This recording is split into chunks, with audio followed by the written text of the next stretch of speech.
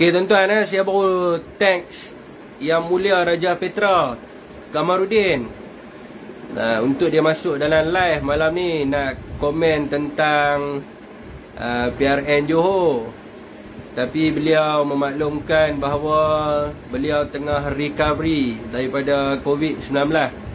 Jadi saya memohonlah rakan-rakan kita semua yang ada di sini, kita mendoakan kesejahteraan dan kesihatan Yang Mulia Raja Petra Kamarudin. Semoga beliau diberikan kesihatan tubuh badan yang baik dan beliau sihat seperti biasa, agar dapat menyertai live season bersama dengan kita dan juga Datuk Nordin Yunus di kemudian hari. Jadi kita mohonlah kepada rakan-rakan semua yang ada kat dalam ni untuk mendoakan kesejahteraan beliau. Rusmiza Ahmad, Waalaikumsalam, daripada Tanjung Rambutan. Carol Nizam, Waalaikumsalam. Muhammad Hashim, KLIA, Waalaikumsalam. Saiful Azmi, Waalaikumsalam. Tak ada siapa kata amin pun. Saya penat doa. Semua dah makan dah kot tuan-tuan. Esok cuti tuan-tuan.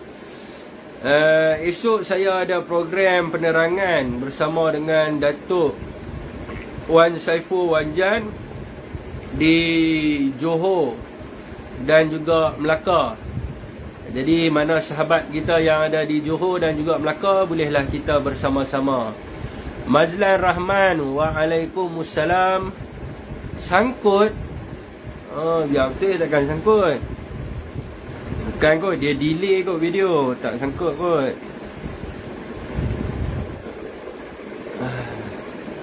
Saya pakai double line ni, takkan sangkut. Sangkut kan tuan-tuan? Serius lah. Azhar Razak, Waalaikumsalam. Azhar Razak.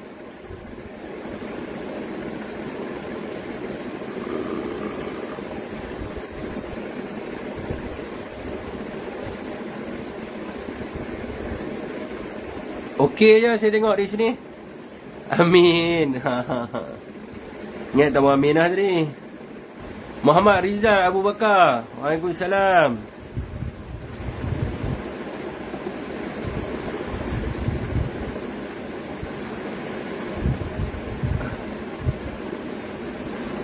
Rizal FR Elektrik, Waalaikumsalam. Johari Ishak, Waalaikumsalam. Seremban, suara clear. Itulah saya kata, mana ada sangkut-sangkut.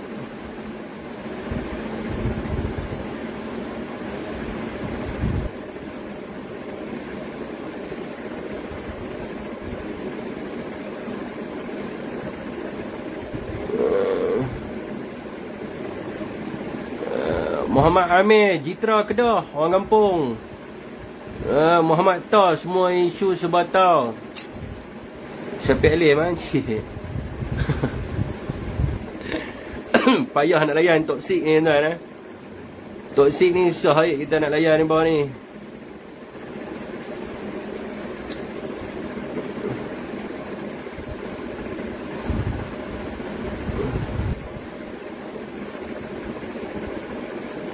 Esok cuti Taipusam Sangkut sebab pakai 3G kot.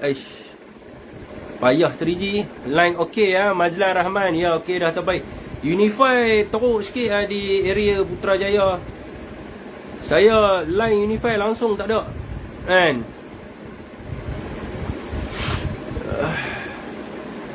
Hari ni sendu sikit ni siapa ni. Share live dekat mana ni Muhammad Syafiq Abdul Halim. Semua pakai duk baru balik masjid.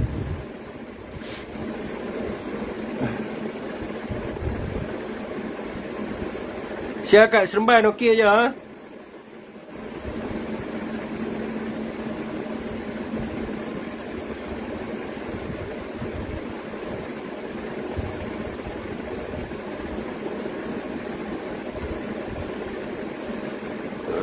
Jun Ikin, Waalaikumsalam Jun Ikin.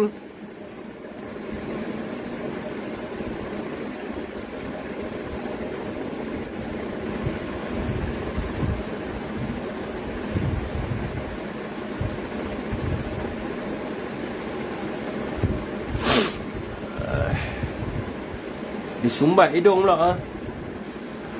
Basharuddin Abdullah, line clear. Waalaikumsalam. Amin. Abdul Khalif, PRN Johor tak patut diadakan disebabkan kerana ada 3. Yang tu nanti kita bahaskan. Nanti kita bahaskan berkenaan dengan perkara tersebut.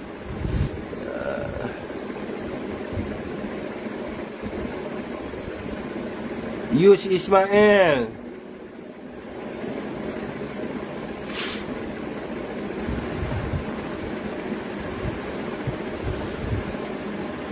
Unify memang teruk tu. Pasal dia teruk sikit line dia. Serabut je. Saya dah 2 minggu dah line tak ada Unify. Orang nak call pun bayar. Abu Bakar, Waalaikumsalam. Orang call pun tak dengar. Tak tahu siapa. Muhammad Syamsuddin. Hebat tajuk malam ni memang dahsyat anda asyik tajuk sama lagi. Ada orang bising pula. Payah sikit kalau ramai orang yang cerdik pandai ni.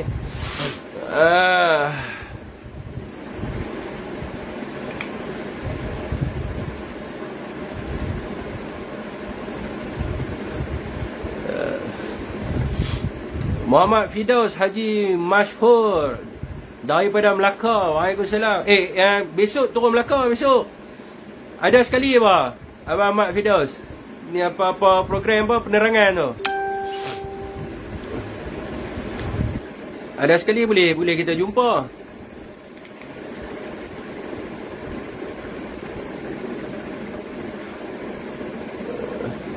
Abang Ahmad Fidaus. Esok Melaka dah kan esok kan?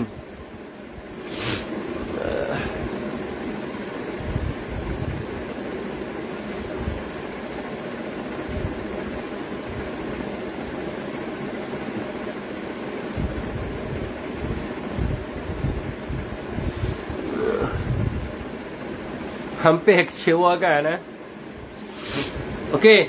Dia sendu sikit lau ke rumah line dia kacau besar 9.30 Pertama berkenaan apa dia Tool plus Yang kedua topik malam ni adalah berkenaan dengan Tool plus ni berkenaan dengan RFID. Hello lah PM nombor telefon. Apa nama ni. Yang kedua adalah berkenaan dengan apa dia PRN kan. PRN ada 3 tadi Saya tulis, saya pun lupa tajuk saya tulis. Nanti WhatsApp boleh. InsyaAllah boleh. Duk lama dah duk set nak jumpa tu. Adun DAP kenyataan akhbar saya dalam Malaysia Gazette. Kenyataan akhbar saya dalam Malaysia Gazette berkenaan dengan adun DAP. Okey, tuan-tuan, waalaikumsalam kepada sesiapa yang menerima salam. Salam sejahtera dan selamat malam kepada mereka yang bukan beragama Islam. Okey, tuan-tuan, berkenaan dengan RFID ni, saya ada baca di situ menyatakan bahawa ia adalah projek rintis yang dilakukan bagi nak transformasikan Smart Tag kepada RFID. Jadi kita ingatkan dia betul-betul lah dia nak transform daripada Smart Tag, bukan dia baru nak buat pilot project lah. Projek rintis ni pilot project lah. Jadi saya pernah terlibat dalam satu pilot project lah, Traffic and Crime Monitoring System yang sekarang ni ada di Pulau Pinang tu kan, yang sistem pengencaman wajah tu. Jadi setahu saya bila kita buat pilot project ni, dia tertumpu kepada satu tempat je kita tengok. Tok Dalik, kita tengok pada satu tempat sama ada, sebab pilot project ni kita nak tengok sama ada daripada segi sudut dia punya efisiensi dia, daripada sudut dia punya sensor dia tu lah, efisiensi sensor dia apa semua sangat tu lah. Dia pakai RFID tu adalah benda-benda yang dia nak tengok kan. Jadi pada pandangan saya, kalau dia buat projek rintis, sepatutnya dia buat dia pilih satu kawasan ataupun satu negeri untuk dia laksanakan. Satu negeri pun tak sesuai, saya rasa satu daerah untuk dia laksanakan projek rintis itu. Tapi apa yang kita dengar lah, yang dimaklumkan oleh rakan-rakan kita, masalah tu berlaku di mana-mana tempat saja. Jadi saya pun tak sempat nak semak lagi lah, sebab dengan plus ni saya ada orang nak semak dia kan. Bukan saya tak ada orang nak semak tu, adalah orang nak semak tu sama ada mereka menggunakannya di seluruh Malaysia ataupun mereka pakai dalam sesuatu kawasan saja. Jadi dia akan menyebabkan kepada kesesakan lalu lintas sekiranya kita orang kata kita melaksanakan di seluruh kawasan ataupun di kawasan-kawasan yang orang kata trafik dia tinggi. Jadi dia pengalaman saya lah masa kita buat plate recognition dulu pun, kalau macam kita nak pergi buat pengajian dekat jalan-jalan yang crowd macam dekat Kelang dan sebagainya, dia akan jadi masalah lah. Orang akan marah kepada sistem itu kan. Orang akan marah kepada pihak yang terlibat di dalam pembikinan sistem itulah kan. Maka itulah yang perlu difikirkan oleh mereka-mereka yang orang kata yang rasa nak buat projek rintis tu. Oh, video dari Melaka tak dandan. Saya tengah dah buat live masih. Sat mau video sat tak kisah ni jadi dia kena didak sikitlah tempat-tempat kawasan-kawasan tu untuk dia laksanakan projek rintis. Kalau dah berjaya isu baru dia buat di seluruh Malaysia. Jadi saya rasa tidak ada masalah dalam penggunaan RFID ini. Dalam penggunaan orang kata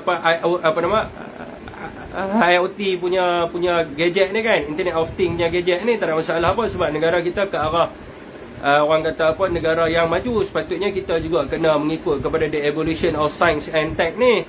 Jadi kita tidak boleh bergantung pada sistem yang lama. Cuma kena pastikanlah sebelum mereka memasang untuk penggunaan semua, jadi dia kena pastikan dahulu bahawa benda itu betul-betul berfungsi dan dia tidak menyusahkan orang ramai. Sebagai contoh, Datuk Nordin Yunus kita hari itu pun sangkut di Plazatul Halok Stark Selatan di Jitra. Benda yang sama juga, RFID juga. So ataupun selalunya projek rintis ni dia tidak akan shutdown salah satu, dia akan jalan dua-dua. Maknanya sekiranya dia kena buat lah dekat situ ada tempat boleh touch henggo.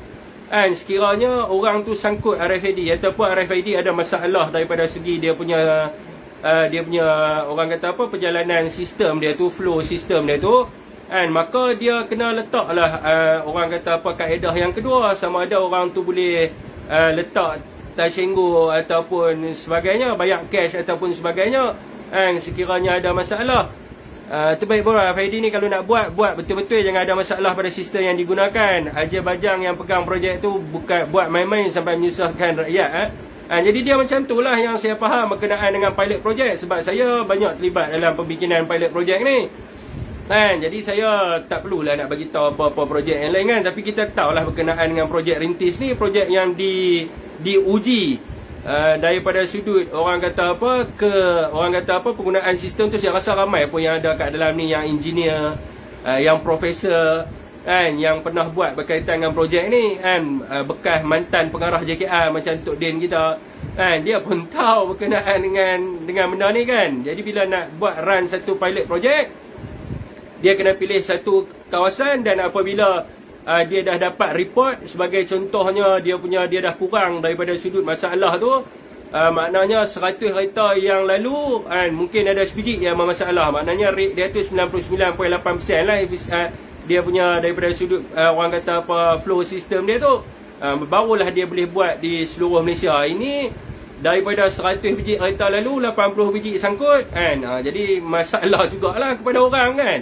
Orang nak pergi kerja dan sebagainya, sebab di Malaysia ni dia orang kata orang mengejar kepada masa tu di waktu pagi, tengah hari dan juga petang. Dia mengejar nak pergi hantar anak sekolah, nak pergi beli breakfast nak pergi kerja lepas tu tengah hari dia nak ligan masa untuk dia solat Zuhur untuk dia ambil anak dia sekolah untuk dia rehat kerja petang pun sama, nak pergi ambil anak dekat rumah mengasuh, ambil anak sekolah, solat asar tiba-tiba dia sangkut dekat dalam trafik jam tu sampai berjam-jam.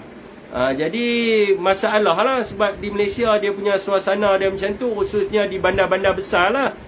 Jadi dia tidak bersesuaian lah untuk dilaksanakan pilot project ni dekat kawasan macam Sungai Besi, kawasan di apa nama ni, orang kata apa, di Sungai Besi, di mana lagi di Jalan Duta. Tak berapa nak sesuai sangat lah, sebab kawasan-kawasan tu agak trafik dia agak jam.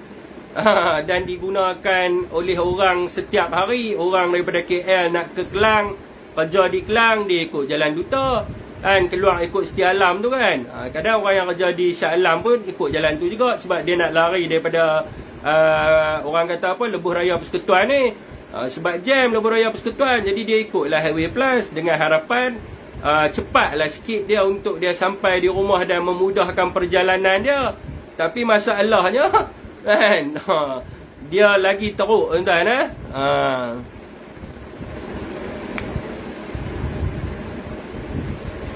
RFID ni dia tumpang line smart tag. Kita yang smart tag pun sangkut. Tu masalah dia. Kira betul lah kan, Melayu tak malas, bagi-bagi dah kejar masa. Ada orang kata Melayu malas. Dia kalau orang tu kata Melayu malas pelik sebab saya orang Melayu, saya tak malas pun. Saya sentiasa komited dalam melakukan apa sahaja perkara, dan saya amat mementingkan berkenaan dengan masa tu. Jadi siapa yang pernah berurusan dengan saya, dia tahulah betapa saya mementingkan masa tu kan. Khairul Anwar, waalaikumsalam. Tambun Ipoh hadir.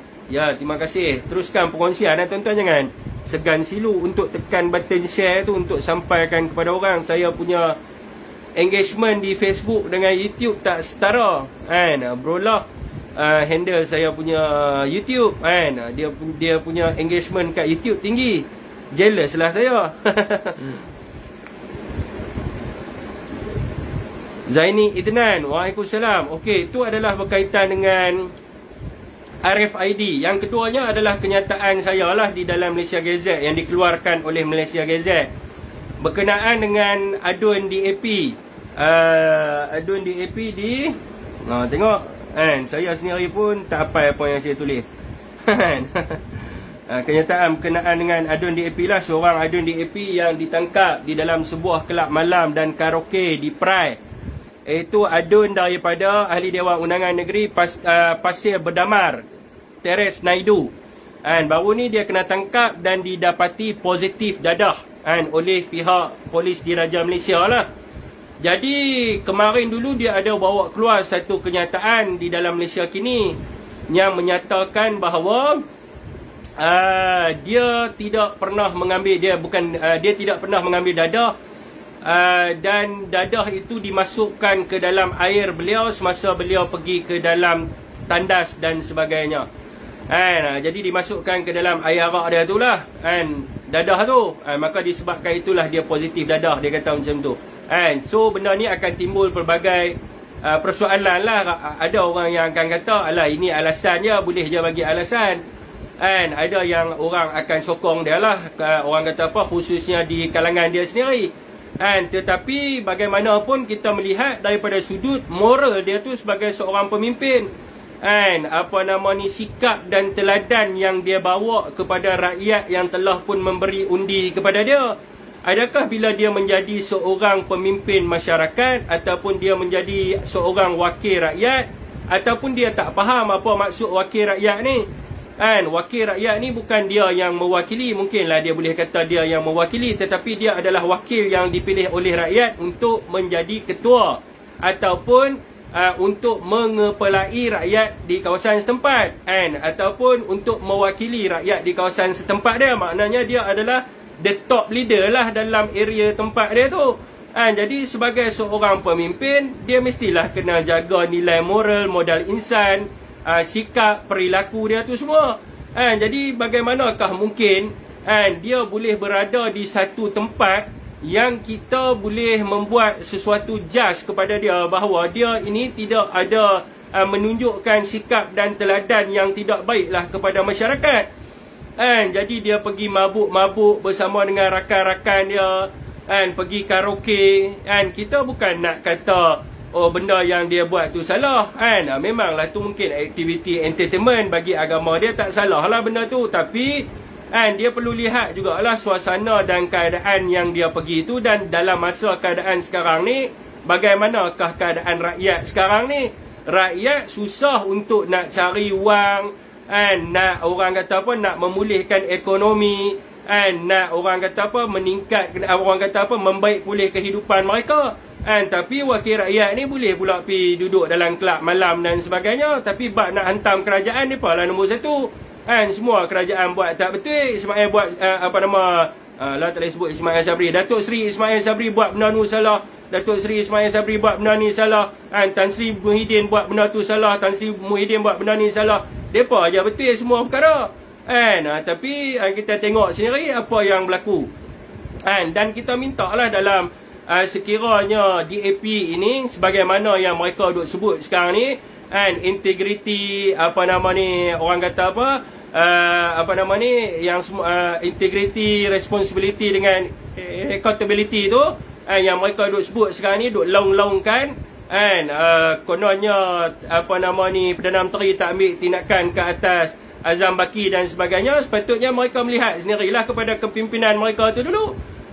Saya nak tanya mereka di pihak kerajaan sekarang ni, ada ke wakil-wakil kerajaan yang buat perangai macam mereka buat ni? Jadi dia tidak menghalalkan cara lah dengan apa yang mereka buat itu. Maka kita mendesaklah, saya sebagai anak muda mendesaklah kepimpinan DAP ni, sekiranya mereka lah yang betul sekarang ni. Dia dengan Abang Non kita, Abang Non boleh kita panggil Abang Non, tak payah panggil Datuk Seri ya.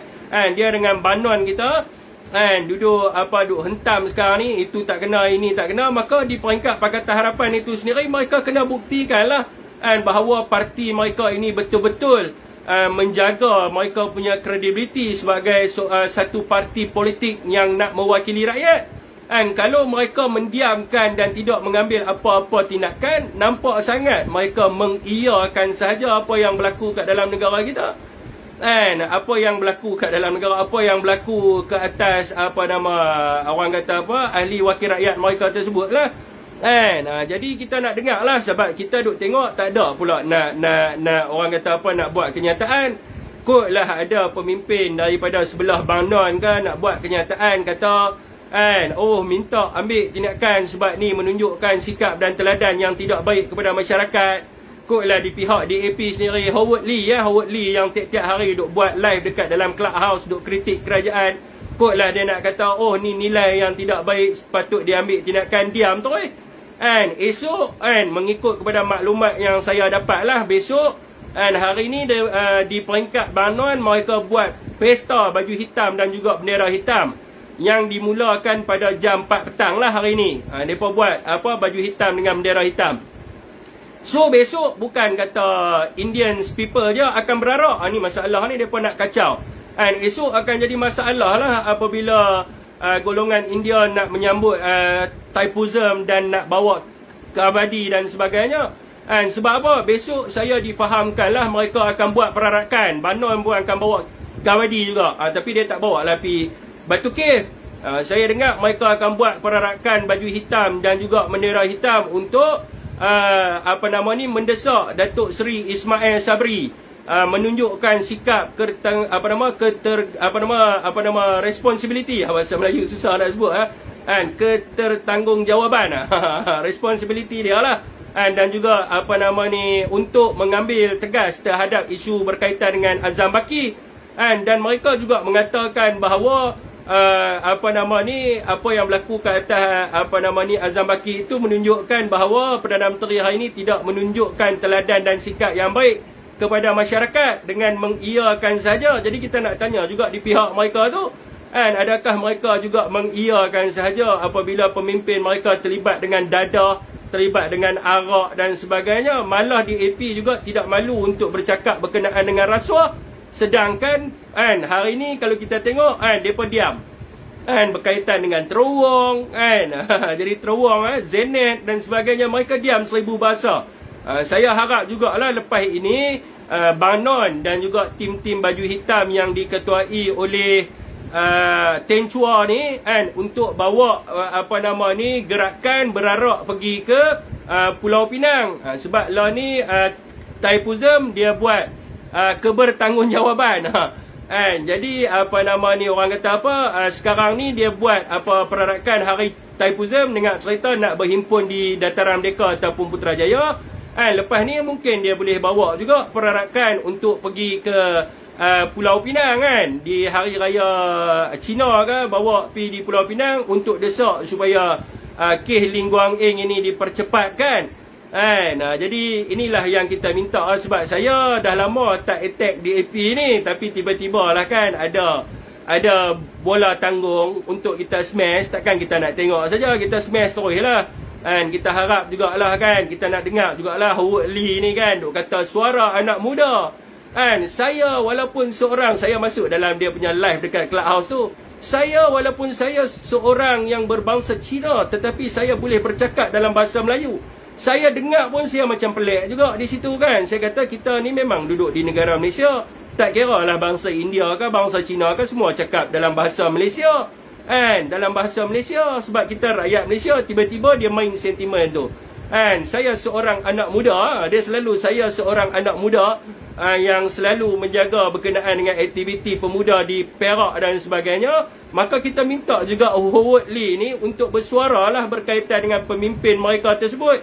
Adakah YB tersebut memberi teladan dan contoh yang baik kepada orang muda? Ini yang kita nak tanya lah, selain daripada siapa lagi ya. Dan juga di PKR di sebelah Bang Non ni, Lembah Pantai siapa dia? YB Fahmi Fadzil. Kita juga minta Fahmi Fadzil yang sebelum ini lantang bersuara untuk bagilah, sebab lama dah kita tak dengar YB Fahmi Fadzil kita ni bersuara kan. Kita nak dengar jugalah dia kritik sikit pasal DAP ni. Betul ke tak betul apa yang dia buat. Suara anak muda dan juga AMK Keadilan yang baru ni datang ke Putrajaya melaungkan integrity, accountability, responsibility. Kita mohon Datuk Seri Ismail Sabri kita minta juga untuk dia juga pergi di pejabat Homta tu kan, untuk melaungkan perkara yang sama. Tok Dalik, harapan tiada harapan. Harapan tinggal harapan, bukan harapan tiada harapan.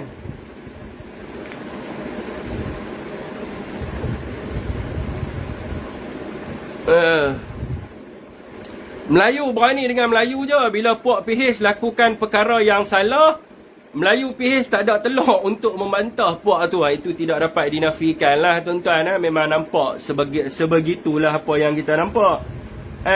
Bila melibatkan orang kata apa ni, Melayu dengan Melayu cakap yang dia bah. Tapi bila DAP mereka diam sikit lah. Sebab apa? Satgi takut DAP balon dia bah. Banon pun risau juga, sebab dia ni bergantung harapan dengan DAP. Satgi kalau kata DAP bising satgi, mereka pula jadi masalah. DAP kata oh kami tak mau terima banon, jam lah kan. Mungkin lah macam tu. Tapi saya tak rasa lah Anwar Ibrahim sebegitu kan. Siapa duk WhatsApp saya pula dah. Okey tuan-tuan, PRN Johor. Hari ni kita dah dengar daripada MB Johor sendiri yang mengatakan bahawa tidak ada justifikasi. Apakah justifikasi untuk beliau membubarkan Dun Johor, dan kenapa beliau perlu berbuat orang kata apa sedemikianlah. Dia mengatakan bahawa Johor ada undang-undang dia sendiri yang dipanggil sebagai Undang-Undang Tubuh Negara Johor, yang mana dia tidak boleh suka-suka untuk membubarkan Dun Johor. Jadi dia ada presiden kes lah tuan-tuan berkaitan kalau nak berlakunya pembubaran ni. Selalunya kita rujuk kepada kes Adibro vs Akintola tahun 1963 dengan Stephen Kalong Ningkan vs Tun Haji Abang Openg 1966 berkaitan dengan motion of confidence. Lepas tu kita rujuk kepada kes Zamri, iaitu kedudukan berkaitan dengan dia panggil sebagai kedudukan kepercayaan di luar daripada Dewan Undangan Negeri ataupun Dewan Rakyat. Jadi dia bukan macam tu saja dia boleh berlakunya pilihan raya negeri kan. Dia kalau Johor ni yang saya tahulah, Menteri Besar dia boleh bubar apabila tibanya masa. Maknanya cukup term lah, cukup term 5 tahun, maka dia boleh bubar lah. Selain daripada tu dia mestilah hilang sokongan di dalam Dewan Undangan Negeri lah. Jadi motion of confidence ni adalah orang kata apa, hilang sokongan lah kan. Jadi macam manakah confident ni diukur. Jadi ada pihak yang menyatakan bahawa dia tidak percaya, tidak orang kata apa ni, confident kepada pentadbiran Menteri Besar Johor. Ataupun ada pakatan di luar daripada Dewan Undangan Negeri yang menyatakan bahawa mereka tidak menyokong kepada Menteri Besar Johor ataupun menarik sokongan kepada Menteri Besar Johor. Barulah kerajaan Johor itu tumbang dan perlu diadakan pilihan raya negeri. Ataupun mana-mana pihak yang dapat form 2/3 daripada majoriti Dewan Undangan Negeri, maka dia boleh menubuhkan orang kata apa, kerajaan di peringkat negeri. Jadi sekarang ni timbul persoalan. Siapakah yang orang kata apa, yang akan menarik sokongan ke atas Menteri Besar Johor tersebut. Sebab Menteri Besar Johor tidak mempunyai kuasa, ataupun dia bukan tidak mempunyai kuasa, dia ada kuasa untuk membubarkan DUN tu, tapi dia tidak ada justifikasi yang tepat untuk dia membubarkan DUN tu lah. Sebab belum sampai tempoh akhir penggal, dan juga dia masih lagi mendapat sokongan. Jadi timbul persoalan, kalau kita tanya di peringkat parti-parti lain yang menyokong kepada Menteri Besar Johor itu, iaitu daripada Parti Bersatu, tidak ada masalah apa. Tidak ada masalah daripada sudut pentadbiran, dan juga tidak ada masalah pun daripada peringkat pentadbiran kerajaan negeri ni. Jadi tidak berlaku sebarang gelombang ataupun tsunami pun yang kata akan nak tarik sokongan dan sebagainya.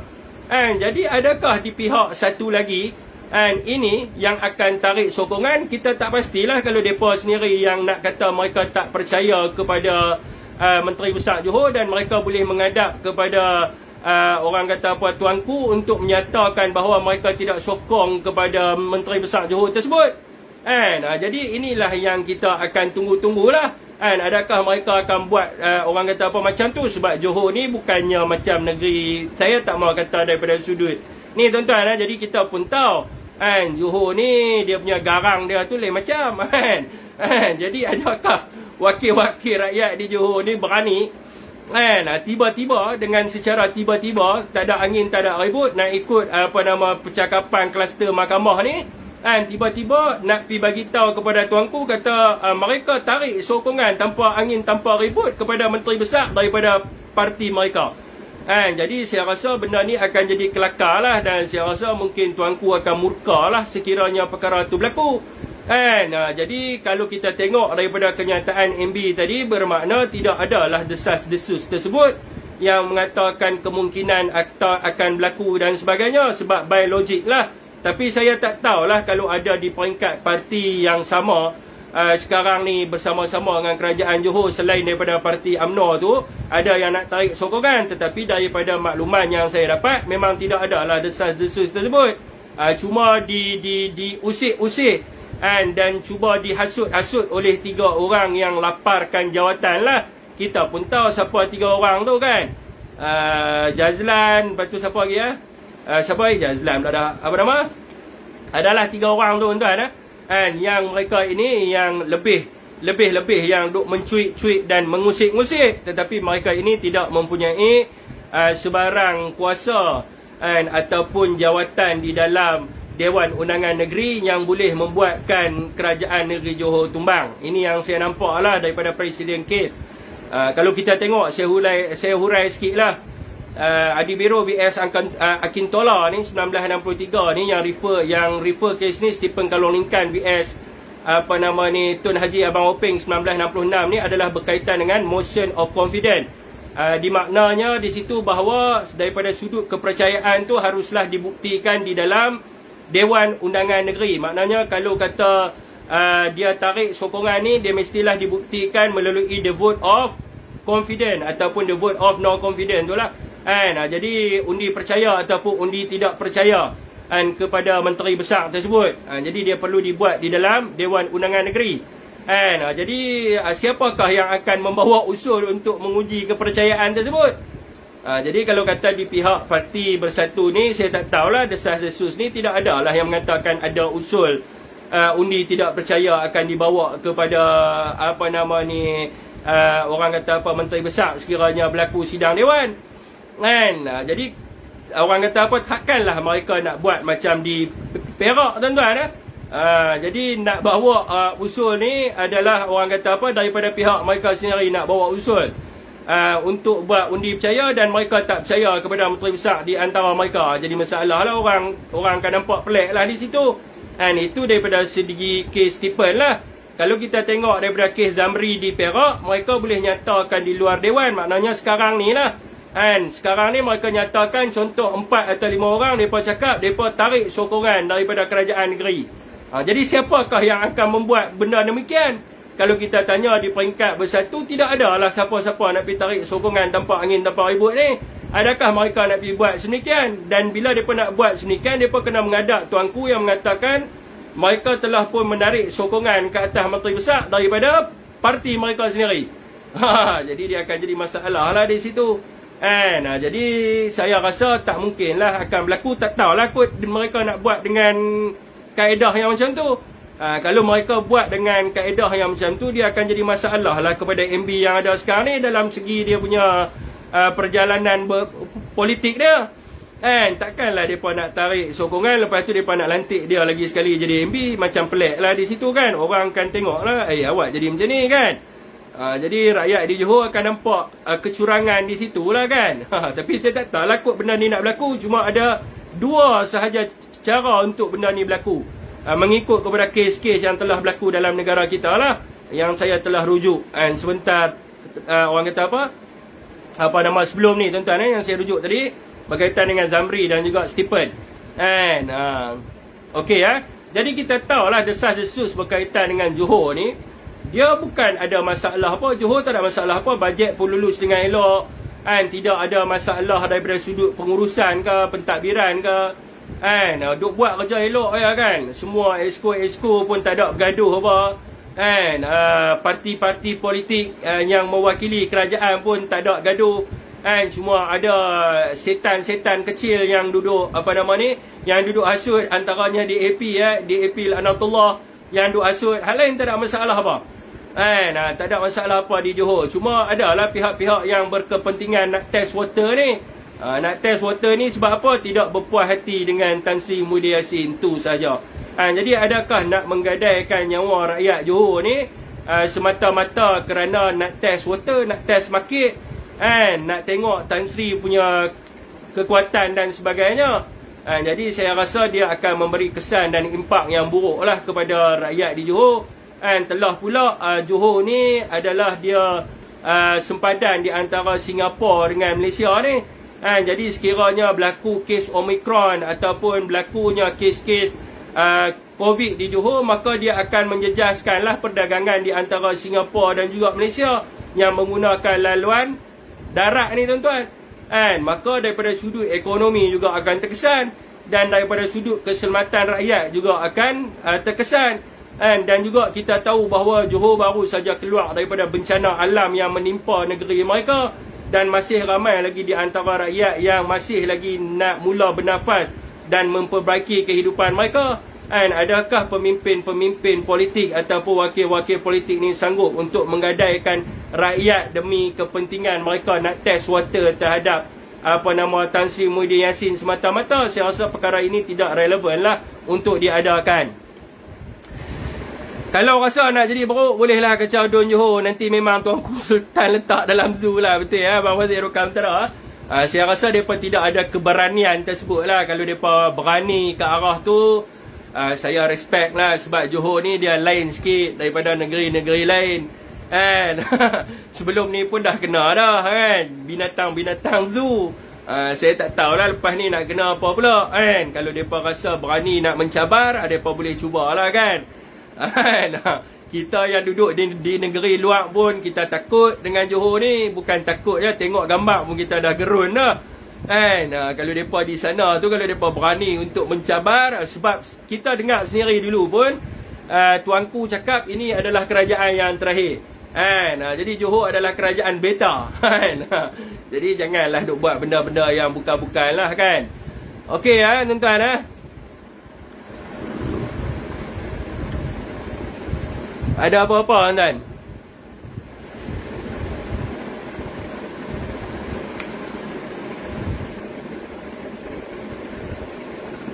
Soalan Abang Fazil lama tak masuk BC. Abang Fazil busy ke apa kat MKN tu? Zailani Zainal, Waalaikumsalam daripada Kulim. Remy Perkasa, hasutan Presiden UMNO tak cukup power nak jatuhkan kepimpinan Johor. Sultan lebih powerful atas pentadbiran Johor. Dan saya rasa perlu diadakan pemilihan. Orang UMNO kena desak lah, suruh diadakan pemilihan UMNO tu secepat mungkin supaya dapat menggantikan Presiden dengan seorang yang lebih matang dan orang kata apa, yang mungkin boleh membuat keputusan yang lebih logik lah dan bersih daripada pertuduhan di mahkamah. Jadi buatlah pemilihan cepat-cepat sikit supaya pilihan raya ataupun pilihan raya negeri ni tak berlaku dalam masa yang terdekat ni. Sebab ideologi Ismail Sabri itu dah elok, ideologi Datuk Seri Ismail Sabri itu dah elok dah, untuk dia adakan pilihan raya pada tahun 2023 ni. Jadi tukarlah kan supaya dapat sikit lah orang kata apa, kita rakyat ni dapat memperbaiki kehidupan mereka, dapat keluar daripada kancah pandemik dan sebagainya. Grup kluster mahkamah mempengaruhi MPBN di Johor untuk tarik sokongan dan mereka yakin rakyat masih di tahap kebodohan. Saya rasa tak mungkin akan berlaku. Takkan mereka nak tarik sokongan ke atas menteri besar daripada UMNO. Saya rasa tak mungkin lah nak berlaku benda tu kan. Tapi tak tahulah kan kalau dia pun nak buat benda tu. Sebab kalau di Perak ke, di Melaka ke, saya rasa mungkin lah kan. Tapi di Johor ni ini adalah negeri beta kan. Jadi mereka kena ingat lah sikit benda tu kan. Jangan mereka duk buat lebih kurang kan. Datuk Panglima Syafiq, Datuk Seri kot, Datuk Seri Panglima DSP Muhammad Azri rakan kita yang DS tu diam mana siapa buat report polis tak jalan ni. Hebat hebat kan. Mungkin dalam siasatan lah tu Okey tuan, soalan siapa nak BC boleh BC, nak sembang isu topik pun tak apa.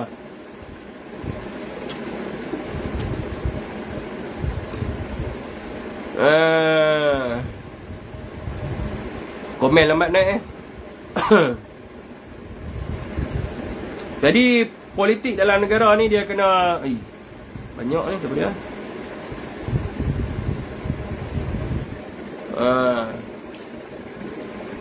Politik ni kena stabil dululah, buat orang kata apa sementara waktu ni supaya kerajaan dapat ditadbir dengan elok kan, rakyat pun selesa kan.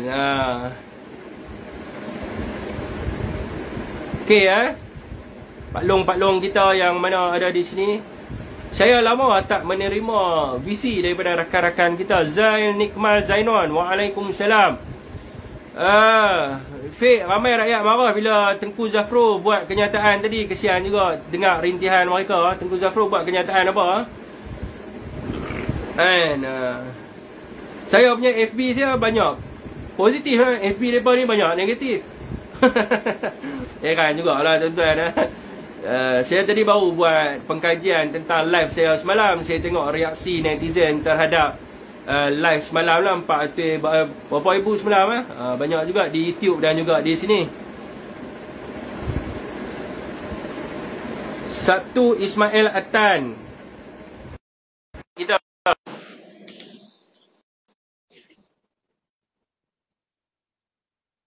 kalau Raja Petra ada di dalam ni, Yang Mulia Raja Petra ada dalam ni pun boleh juga.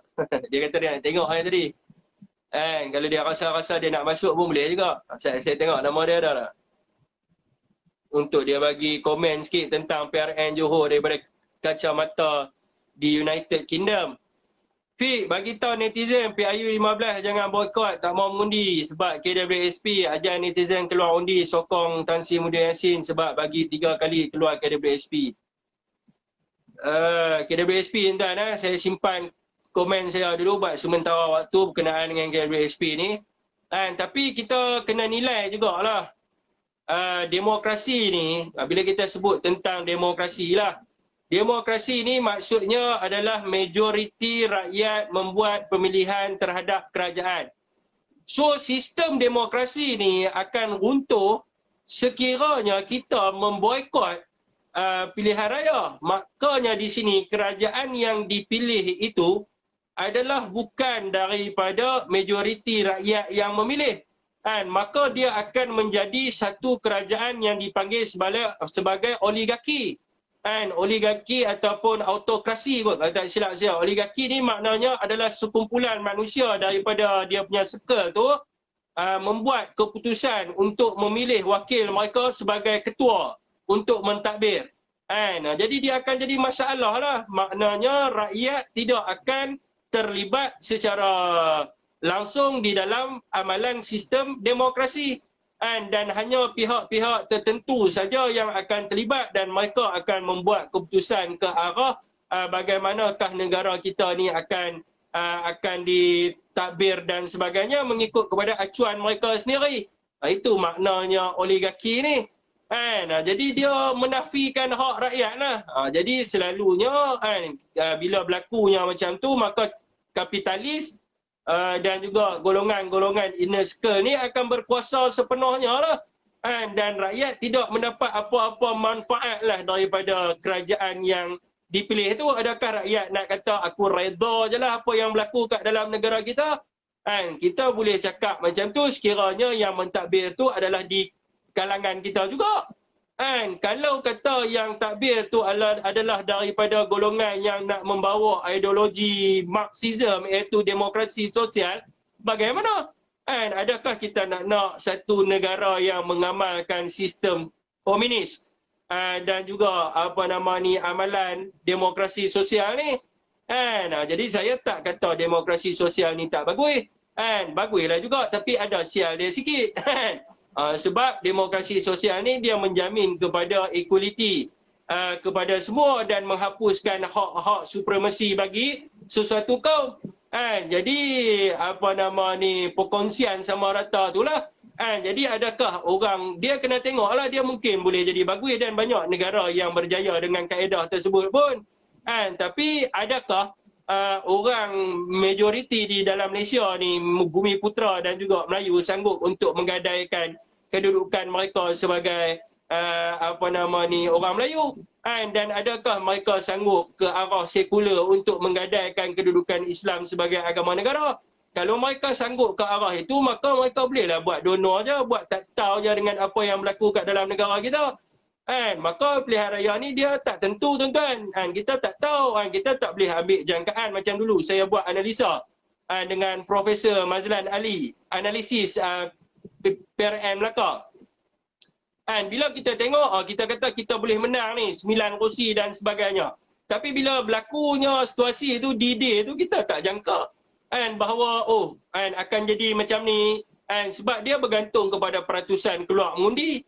Kalau pada waktu di Melaka tu yang keluar 90% mengundi, maka kita masih lagi dalam kerajaan yang kerjasama di Melaka tu. Tapi yang keluar di Melaka berapa persen? 61% keluar mengundi. Jadi susahlah kalau rakyat tidak melibatkan diri dalam sistem pilihan raya ni. Maka mereka tak bolehlah nak bising-bising dengan apa yang berlaku dekat dalam negara kita ni. Mereka duk buat perhimpunan sana, perhimpunan sini, angkat bendera sana, angkat bendera sini, tapi tak keluar pilihan raya. Lepas tu duk marah. Awak jadi lagu ni, awak jadi lagu tu, tapi tak beri pelibatan secara penuh dalam sistem demokrasi dekat dalam negara kita. Jadi masalah lah di situ. Siapa rasa dia nak boykot tu rasa memang saya tak tahu nak kata lah. Tambah-tambah pula lah ni mai pula amalan baru ultra liberal. Ultra liberal ni bahaya, tuan-tuan. Ultra liberal ni dia berbeza dengan liberal. Liberal ni adalah fahaman yang dibawa oleh John Locke, iaitu daripada sudut liberty, kebebasan. Tapi dia tak kacau agama. Masa prinsip John Locke bawa kepada John Locke, L-O-C-K-E tu, dia bawa kepada liberal ni, dia memberi kepada kebebasan untuk seorang manusia tu memilih apa yang dia ingin buat dan apa yang dia ingin jadi. Tapi dia tak mentafsir apa-apa kitab dan juga apa-apa amalan agama daripada sudut kebebasan. Jadi dia tidak bersetuju pada waktu itu adalah apabila tentera Kristian memaksa orang yang bukan menganut agama Kristian ini dipaksa untuk memeluk agama Islam. maka dia membawa kepada satu konsep yang dipanggil sebagai liberty itu, kebebasan yang dia sebut tu antara part of dia punya penjelasan tentang liberal lah. Tapi ultra liberal ni beza. Macam Islam dibawa oleh Syed apa benda tu, saya lupa dah nama dia. Dia tafsir ikut suka dia. Contoh Islam kata kena semayang 5 waktu. Dia kata kita tidak boleh macam tu. Kita kena hormat kepada hak asasi manusia dan keupayaan seorang manusia tu untuk dia menentukan berapa waktu yang dia nak buat atas prinsip kebebasan. Kalau dia rasa dia mampu untuk buat 3 waktu, dia buat 3 waktu lah. Nampak dia tafsir ikut suka dia. Bahaya ni nak main pula fahaman yang macam tu dalam negara kita yang duk tafsir ikut suka dia. Jadi banyak benda lah kalau tuan-tuan boleh pergi baca lah bahan bacaan mereka tu. Yang berkaitan dengan perkara-perkara lain tu tuan-tuan boleh pergi baca. Adakah kita bersedia untuk ke arah negara yang macam tu, ultra liberalnya dengan sekularismnya, dengan sosial demokratnya, dengan komunismnya, dengan macam-macam benda lah tuan-tuan. Mesti kita nak mempertahankan konservatif dan juga perjuangan nasionalis dan progresif sedikit. Kita tak maulah pergi sampai ke arah-arah yang merapu yang boleh jadi masalah kepada negara kita. Kalau keluar mengundi semua pun tak tentu mengundi kepada kita. Ini semua bergantung kepada mengundi. Tak apa, dia nak undi siapa, itulah hak dia. Itu adalah sistem orang kata demokrasi. Kita tak boleh paksa seseorang tu cenderung. Macam saya duk buat live setiap malam. Saya tak kata you mesti bagi undi kepada Bersatu. Saya kata saya cuma bercakap apa yang Bersatu buat dan apa wadah perjuangan Bersatu. Terpulanglah kepada anda untuk anda memilih nak pilih DAP ke? Nak pilih PKR ke? Nak pilih Amanah ke? Nak pilih UMNO ke? Nak pilih Bersatu ke? Itu adalah terpulang pada rakyat. Tapi yang paling penting adalah dia kena keluar untuk memilih. Kalau dia tak keluar untuk memilih, maka akan jadi masalah lah kepada negara kita.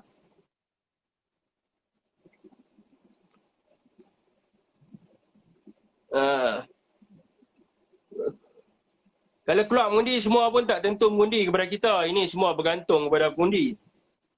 Ni saya dah jawab tadi. Awak keluar 2 kali komen. Siapa nak request ni? Tak ada. Tok Din dia minat topik politik. Tapi malam ni dia tak masuk. Omar Maidin. Esok saya turun Johor esok.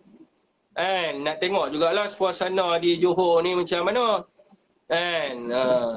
Kehidupan orang di sana.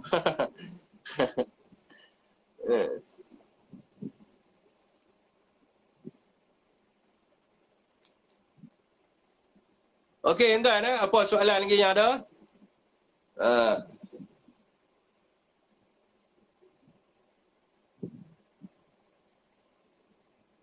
Burhanuddin Al-Helmi 1948, di atas robohan kota Melaka kita membina jiwa merdeka, bangunlah segenap baka mempertahan hak keadilan pusaka.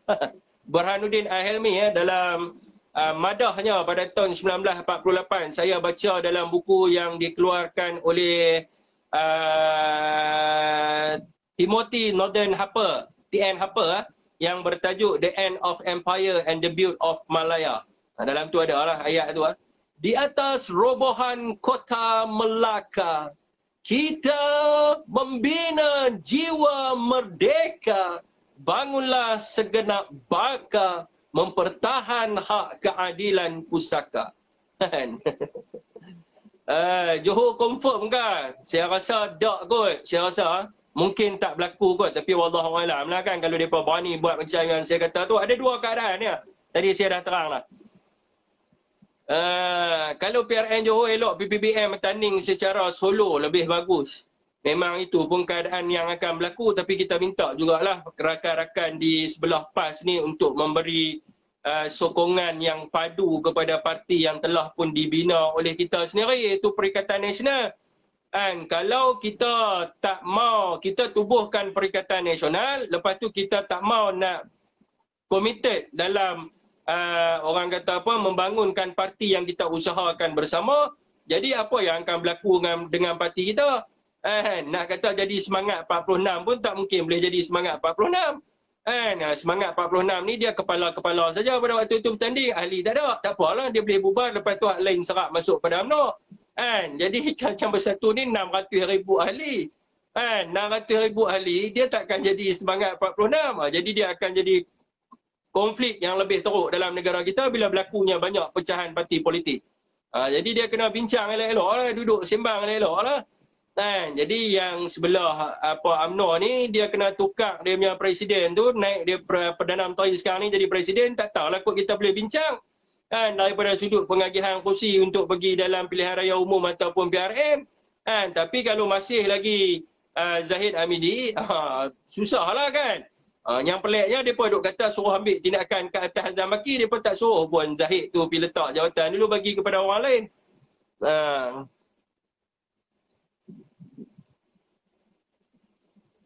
Tepuk dada tanya selera kalau bijak undi Bersatu. Bersatu ni dia matlamat dia lah tuan-tuan. Matlamat dia tu adalah satu matlamat yang baru lah dalam pembentukan parti politik di Malaysia. Tapi daripada sudut ideologi dia tu, mungkin KP kita lah boleh terang daripada sudut ideologi dia tu. Tapi saya nampak ada kebersamaan dengan parti-parti yang lain lah. Sebagai contohnya UMNO. Masih duduk dalam lingkungan right lah center right ataupun right ni Liberal Demokrat ni kan. Jadi yang paling penting adalah pertambahan dalam matlamat dia selain daripada perjuangan-perjuangan yang bersifatkan kepada konservatif iaitu mempertahankan kedudukan Islam sebagai agama persekutuan mempertahankan hak istimewa orang Melayu dan hak kaum-kaum lain hak Bumi Putera, dan juga menjamin kaum-kaum lain dalam negara kita. Itu semua adalah perjuangan-perjuangan yang tradisional lah. Dan penambahan-penambahan yang baru dalam Parti Pribumi Bersatu adalah mewujudkan tadbir urus yang baik orang kata melawan kepada salah guna kuasa dan juga rasuah dan sebagainya. Itu adalah wadah-wadah perjuangan yang dibawa, di mana negara kita ini bukannya negara kita tak boleh membangun, bukan negara kita tak boleh maju, bukan kita tidak boleh membangunkan negara kita dengan seiring sama dengan Singapura, tetapi yang menjadi masalah negara kita ni jadi ke belakang, kawasan-kawasan luar bandar tidak membangun dan sebagainya adalah kerana tadbir urus yang tidak baik, berlakunya salah guna kuasa dan juga amalan rasuah yang berleluasa. Jadi ada pihak-pihak yang tertentu mengambil duit-duit kerajaan, hak rakyat dan menggunakan bagi kepentingan peribadi dia. Yang sepatutnya rakyat membayar cukai adalah untuk digunakan bagi mentadbir negara, bagi membangunkan negara.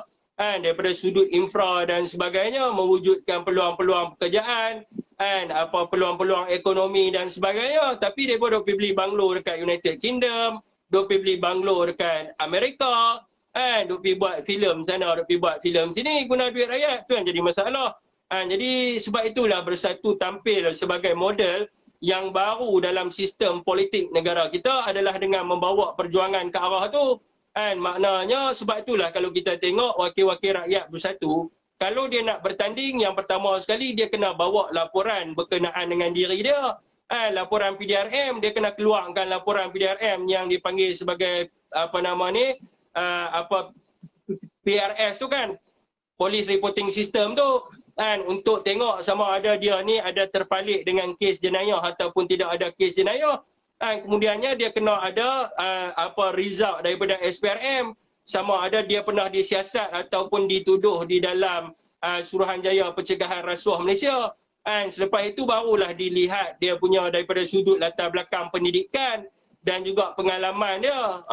Ini adalah benda yang diperkenalkan oleh Tan Sri Muhyiddin Yassin untuk mewujudkan sebuah negara yang lebih orang kata teratur lah di masa hadapan ni, supaya tidak wujudnya salah guna kuasa dan juga rasuah yang berluar-luasa.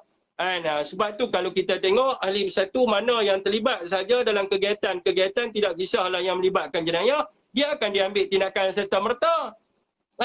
Jawatan dia akan dilucutkan, keahlian dia akan dibatalkan, sebab Bersatu amat betul-betul jaga benda tu, sebab itu adalah matlamat dia. Kan, saya tak tahulah kalau ada orang yang kata, oi ada ahli bersatu yang terpalit dengan kes rasuah dan jenayah masih lagi menjadi ahli bersatu. Kalau ada, suruh dia bawa keluar lah, kita nak tengok siapa dia. Kan, malah daripada di peringkat ahli sendiri pun. Kan, kalau dia dah kena tuduh macam sebagai contoh sebelum ni, di Ampang kena tuduh, terus dia dikeluarkan daripada parti sebab kita nak jaga benda tu, sebab itu adalah matlamat penubuhan kita.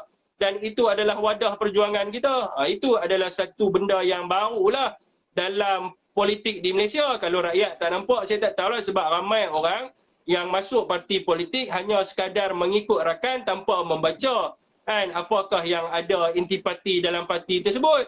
Jadi dia duk ikut saja. Member dia kata, oh DAP ni bagus, DAP ni memperjuangkan hak raja-raja Melayu, memperjuangkan hak orang Melayu. Dia pun ketak suban tinggi kepada DAP, masuk DAP. Sedangkan dalam perlembagaan DAP terang-terang tulis bahawa dia tidak menyokong kepada amalan demokrasi berparlimen. Dia nak kepada pembentukan demokrasi sosial. Malah dia sendiri tulis dalam perlembagaan dia bahawa dia tidak bersetuju dengan kedudukan Islam sebagai agama negara dan ingin membawa kepada kerangka sekular yang asal. Tapi disebabkan dia masuk parti sembrono, tanpa dia tahu apa sebab parti itu ditubuhkan, maka dia tak tahu benda, jadi orang gila masuk dalam parti jadi bodoh, dia ikut orang kan. Jadi dia kena baca lah sikit tentang parti tu, apa yang ada dalam parti tu. Siapa ni? Muhammad Syafiq. Apa ni? Masuk lawan calon lawan KJ. Aduh, tak lepas kot nak lawan dengan Rembau. Rembau dia punya aset dia banyak mana kan. Belum jadi YB kosong, lepas jadi YB boleh beli rumah di Kearney Hill 7 juta. Siapa tu?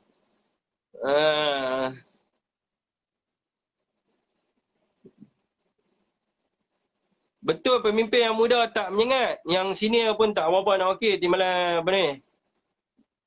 Janganlah duk kata macam tu. Saya ni tak maulah pegang jawatan apa-apa dalam parti. Kan, jadi penerangan pun dah cukup lah, bagi penerangan kepada masyarakat. Kalau nak bagi kat saya, bagi Langkawi pun tak apa lah. Langkawi saya nak lah sebab dia pulau, island kan. Hak lain saya tak mau lah, nak suruh pergi di Rembau sana. Mana saya nak ada kenal siapa di Rembau. Tapi kalau di Langkawi tu, Padang Mak Sirat tu, insya-Allah lah boleh lah juga. Kan. Nampak ayat dia. Tapi niat tak ada. Saya tak ada niat, tapi kalau nak bagi saya reda lah. Nak bagi ni orang Kedah punya style tu lah. Niat tu tak ada, tapi kalau nak bagi tu tak apalah. Langkawi pun tak apa. Bukit Maluk nak tak? Bukit Maluk bawa kuah YB Firdaus. Masuk je ambil mana-mana yang boleh.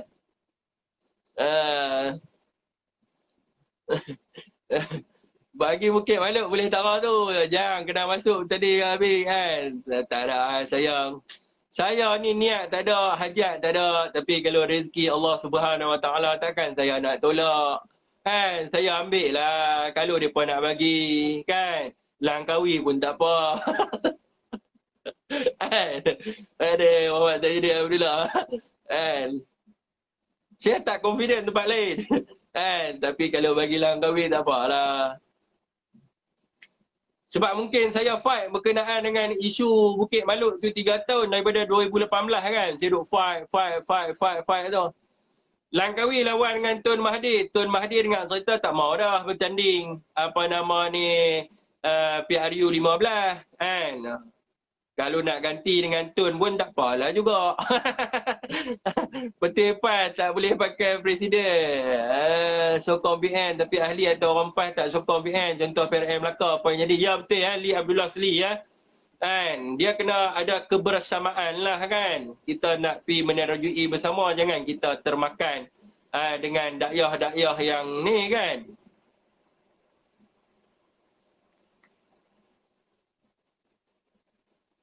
Okay tuan, siapa nak visi boleh visi ya. Saya pun ingat bulan 2 ni nak balik cuti pergi Langkawi lah tuan-tuan. Ni dah orang kata apa, korban jiwa dan raga. 2 bulan tak balik lah ni. Bulan 12 tak balik, bulan 1 tak balik. Punya kerja, tak balik-balik kampung. Bini duk ada di Kedah, tak pernah balik. 2 bulan dah tak balik. Duk ingat bulan 2 nak balik lah kan. Tapi tak tahu nak kata aku balik terus kan. Nak pergi Langkawi lah kan, pergi melawat Langkawi. PRU15 kasih Tun Mahathir lawan Tun Pak Lah pula. Abdullah Ahmad Badawi nak masuk Tun tak kot kan. Takkan Pak Lah ni, Pak Lah duk berehat lah. Sempoi Fi ganti atuk lah macam tu. Tak boleh, Tun Mahathir kena minta laluan. Pi macam tu je mampu ya.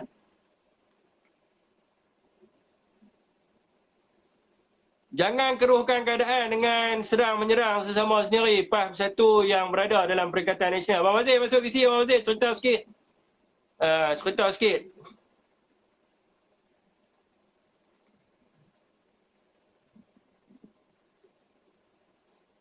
Baik masuk cerita sikit Abang Wazir.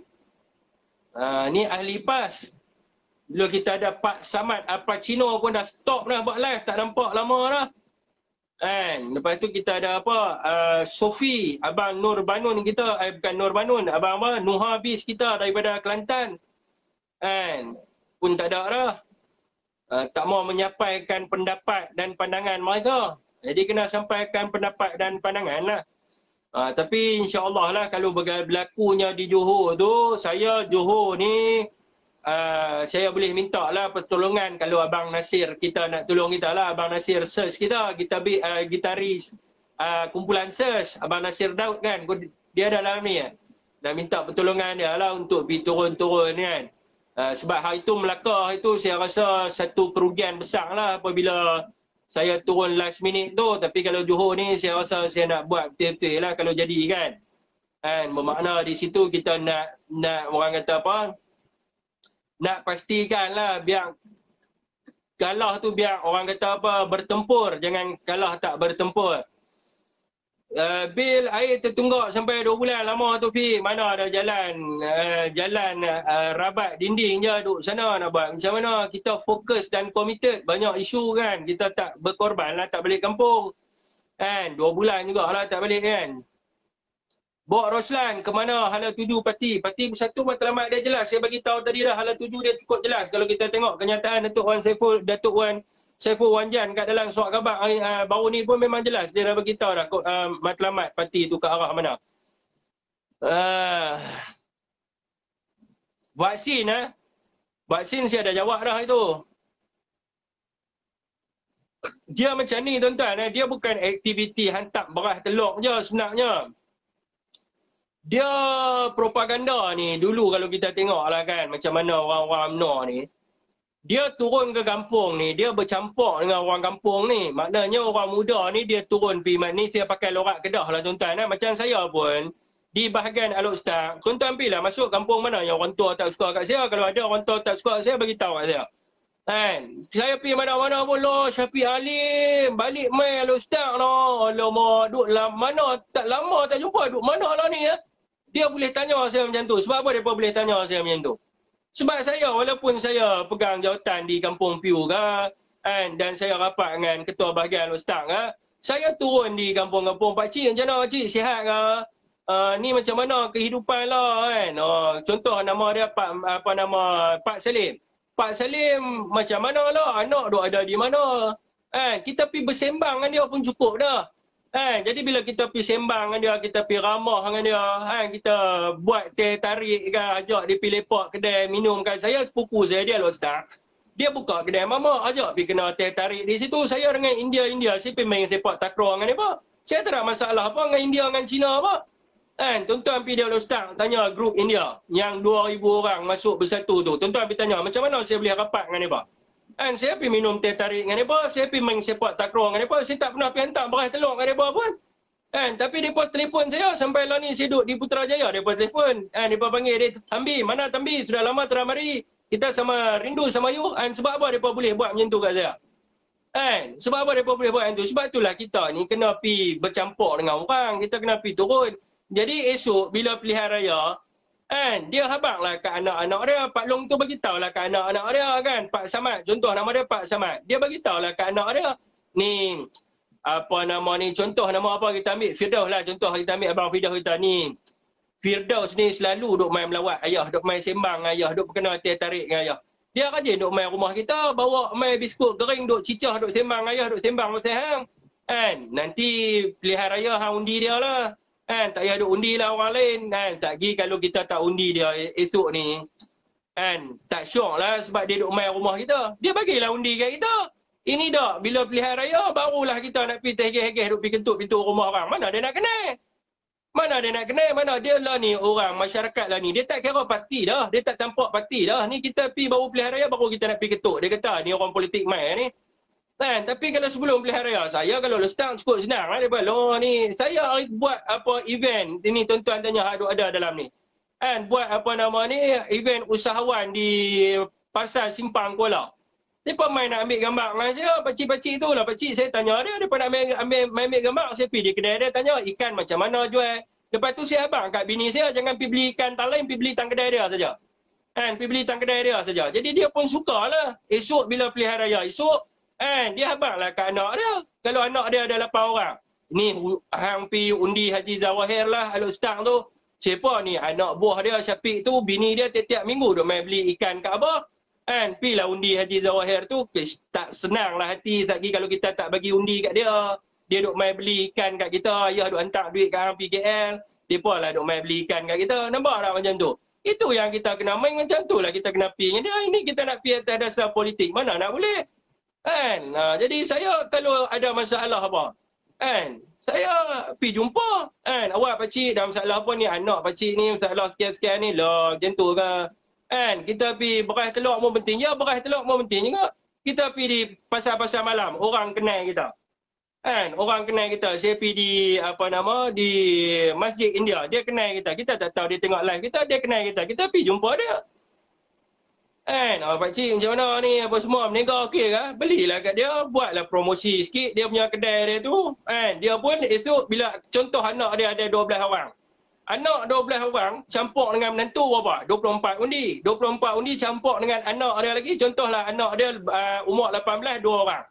24 darab dengan 2 berapa? 4 darab 2, 8. 48 orang. 48 undi untuk satu orang je kita pergi jumpa. Tapi kita tak mahu buat. 48 undi tu kita dapat. Buta macam tu kalau anak dia 12 orang. Kan? Itu dia akan cakap dengan anak dia ni. Bagilah undi dekat ni apa nama Firdaus ni, dia selalulah duk main jumpa dengan ayah. Kan, ayah tak leh lah dia duk main jumpa selalu.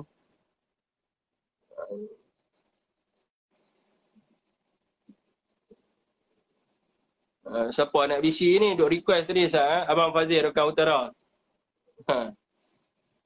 Sah, abang Fazil nak masuk mana Abang Fazil ni, request lagi sekali Abang Fazil.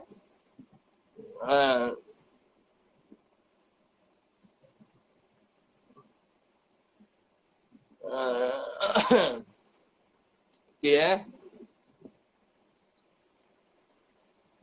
Assalamualaikum. Waalaikumsalam warahmatullahi taala wabarakatuh. Selamat malam. Ya, selamat malam. Apa khabar semua? Sihat semua Tuan Syafiq sihat dengan ahli keluarga semua? Ya, alhamdulillah. Semoga kita semua diberkati dan dirahmati Allah Subhanahu Wa Taala lah dengan keadaan Covid sekarang ni, dengan viral Omicron lah, kon lah, tak apalah, tak lama lagi jadi tak apa kon pun tak tahulah kita kat Malaysia ni. Tak apa, biarlah. Saya tak banyaklah isunya nak dibangkitkan malam ni. Pertama sekali berkaitan tentang lebuh raya tadi yang peminatan gajah tadi tu apa dia? Smart Tech tu ada kalanya kita bersetuju benda-benda begitu. Pada masa yang sama sepatutnya kita lebih fokus kepada penghapusan tol, terutama sekali plus daripada utara ke selatan. Itu yang kita pentingkan. Sekiranya kita membicarakan soal berkaitan tentang penggunaan kad akses dan sebagainya, itu mana seolah-olah kita bersetujulah tol itu masih berada dalam negara kita. Saya merasakan kita lebih perlu fokus kepada penghapusan tol dan konsesi-konsesi tol di Malaysia ni sepatutnya lah yang telah lapuk dia punya perjanjian yang telah melebihi berpuluh-puluh tahun dan dianjakkan diperbarui perjanjian hingga kan sehingga tahun 2034 nanti. Sedangkan tahun 2016 dah telah tamat konsesi semua.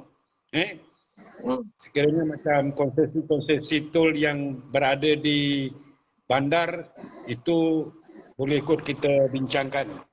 Kalau plus dan yang berkaitan dengan konsesi tol yang wujud sebelum ini perlu kita hapuskan. Itu yang kita perlu desak sekarang ni.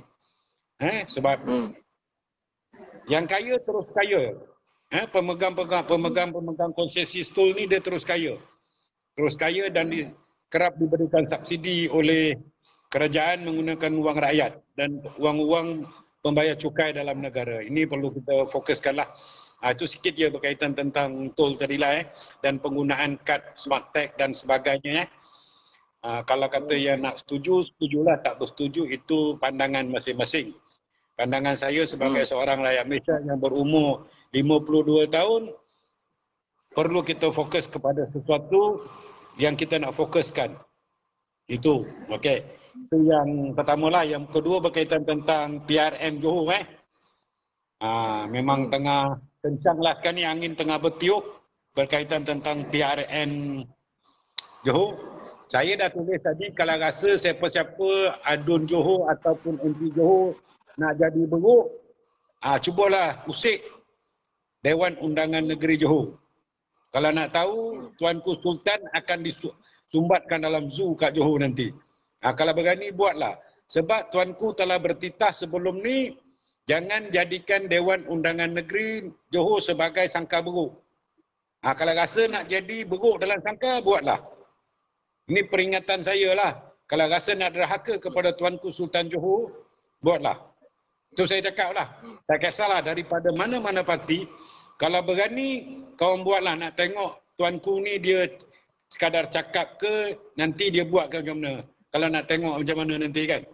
Titah Tuanku perlu dihormati bagi saya. Alhamdulillah kepada sahabat-sahabat yang tanya khabar tu, saya Alhamdulillah dalam keadaan yang sihat, Alhamdulillah ni. So itu sedikitlah.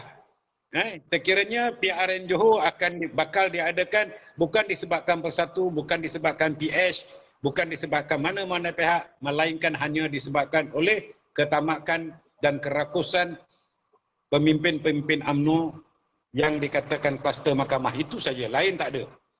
Sebab setakat ini saya pernah menulis pentadbiran negeri Johor sedang berjalan lancar dan segala enigmen berkaitan negeri Johor telah diluluskan dan bajet negeri Johor diluluskan dengan cara yang terhormat. Tidak ada sebarang permasalahan di negeri Johor.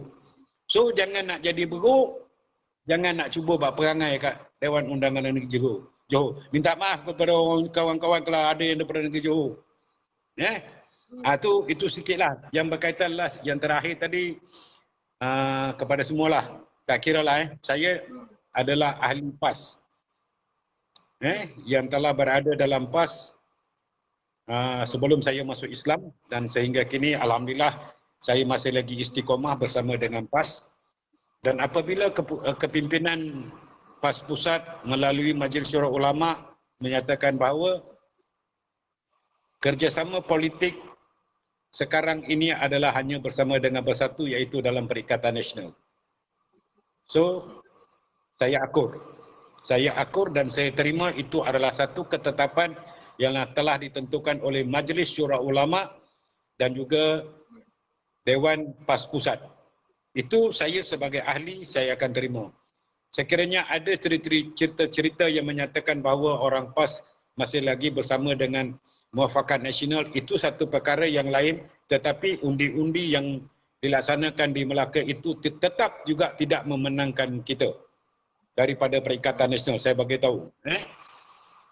Walaupun PAS keluar mengundi, ahli PAS Dewan keluar mengundi, ahli Bersatu keluar mengundi, kita tetap juga kita tidak menang kerana pengundi-pengundi atas pagar lebih kurang 40% tidak keluar mengundi semasa di PRN Negeri Melaka. Itu kita kena jelas. Sebab ahli PAS yang ada di Melaka tak sampai lebih kurang, tak sampai pun 300,000. Tak sampai 300,000. Kita perlu ingat. Ini kita perlu ingat. Jangan kata ahli PAS dia pergi masih lagi bersama dengan UMNO untuk mengundi UMNO, itu silap. Buat kajian, buat pencarian dengan teliti. Pasal itu saya cakap tadi, jangan menulis atau komen serang menyerang sesama kita antara PAS dengan Bersatu yang berada dalam Perikatan Nasional. Ini saya bagi saya minta maaf. Tidak, saya habiskan dulu. Bagi saya cakap habis. Minta maaf kepada sahabat-sahabat yang ada dalam ni, tak kira ada Bersatu atau PAS, saya orang bukan berbangsa Melayu. Tetapi saya sayang kepada kemuafakatan Melayu dan Islam. Ini penting, kita kena jaga. Sekiranya kita tidak menjaga, saling menjaga sesama sendiri, kita akan diratah kembali, saya beritahu. Kita akan kembali diratah oleh musuh-musuh politik. Mereka sedang menunggu di luar sana. Sedang menunggu dengan penuh kerakusan. Bagaimana kita nak menghancurkan Perikatan Nasional ini? Cukup. Kita perlu jaga sebaik mungkin. Musuh-musuh sedang menanti dengan kerakusan, dengan kelaparan. So kita kena jaga sebaik mungkinlah. Saya turun di Melaka. Saya bantu Miss Imawet yang bakal menteri, Ketua Menteri Melaka. Saya berada di kawasan sana. Mas Emeranti. So kita menjalankan tanggungjawab. Kita nyatakan bahawa inilah pilihan kita. So ini yang perlu kita undi. Saya berada di Melaka 3 hari. Tapi kemenangan tidak berpihak lagi kepada kita. So kita kena terima qada dan qadar Allah Subhanahu Wa Taala. Bukan kita tak menang, cumanya kita belum berpeluang lagi untuk menang. Ini kita kena pastikan. PAS berada dalam pentas arena politik bukan setahun dua. Cuba kita fikirkan bagaimana PAS boleh dan berani menyatakan gabungan dengan Bersatu adalah gabungan Perikatan Nasional, sedangkan dengan parti lain PAS cukup berhati-hati. Tetapi bila ada Tan Sri Muhyiddin Yassin dengan sikap Tan Sri Muhyiddin Yassin yang begitu konsisten dengan penyalahgunaan kuasa dan sebagainya, maka PAS memeterai satu perjanjian gabungan politik. Itu saya nak perbetulkan sedikitlah di kalangan kita. Okey, boleh. Saya nak sentuh tentang PRM Melaka sikit. Sebelum saya pergi tentang PRM Melaka tu, tadi saya ada baca satu soalan. Ada kawan ni cakap, dia kata pakcik dia tak kenal saya di Tanjung Utara, Ustaz.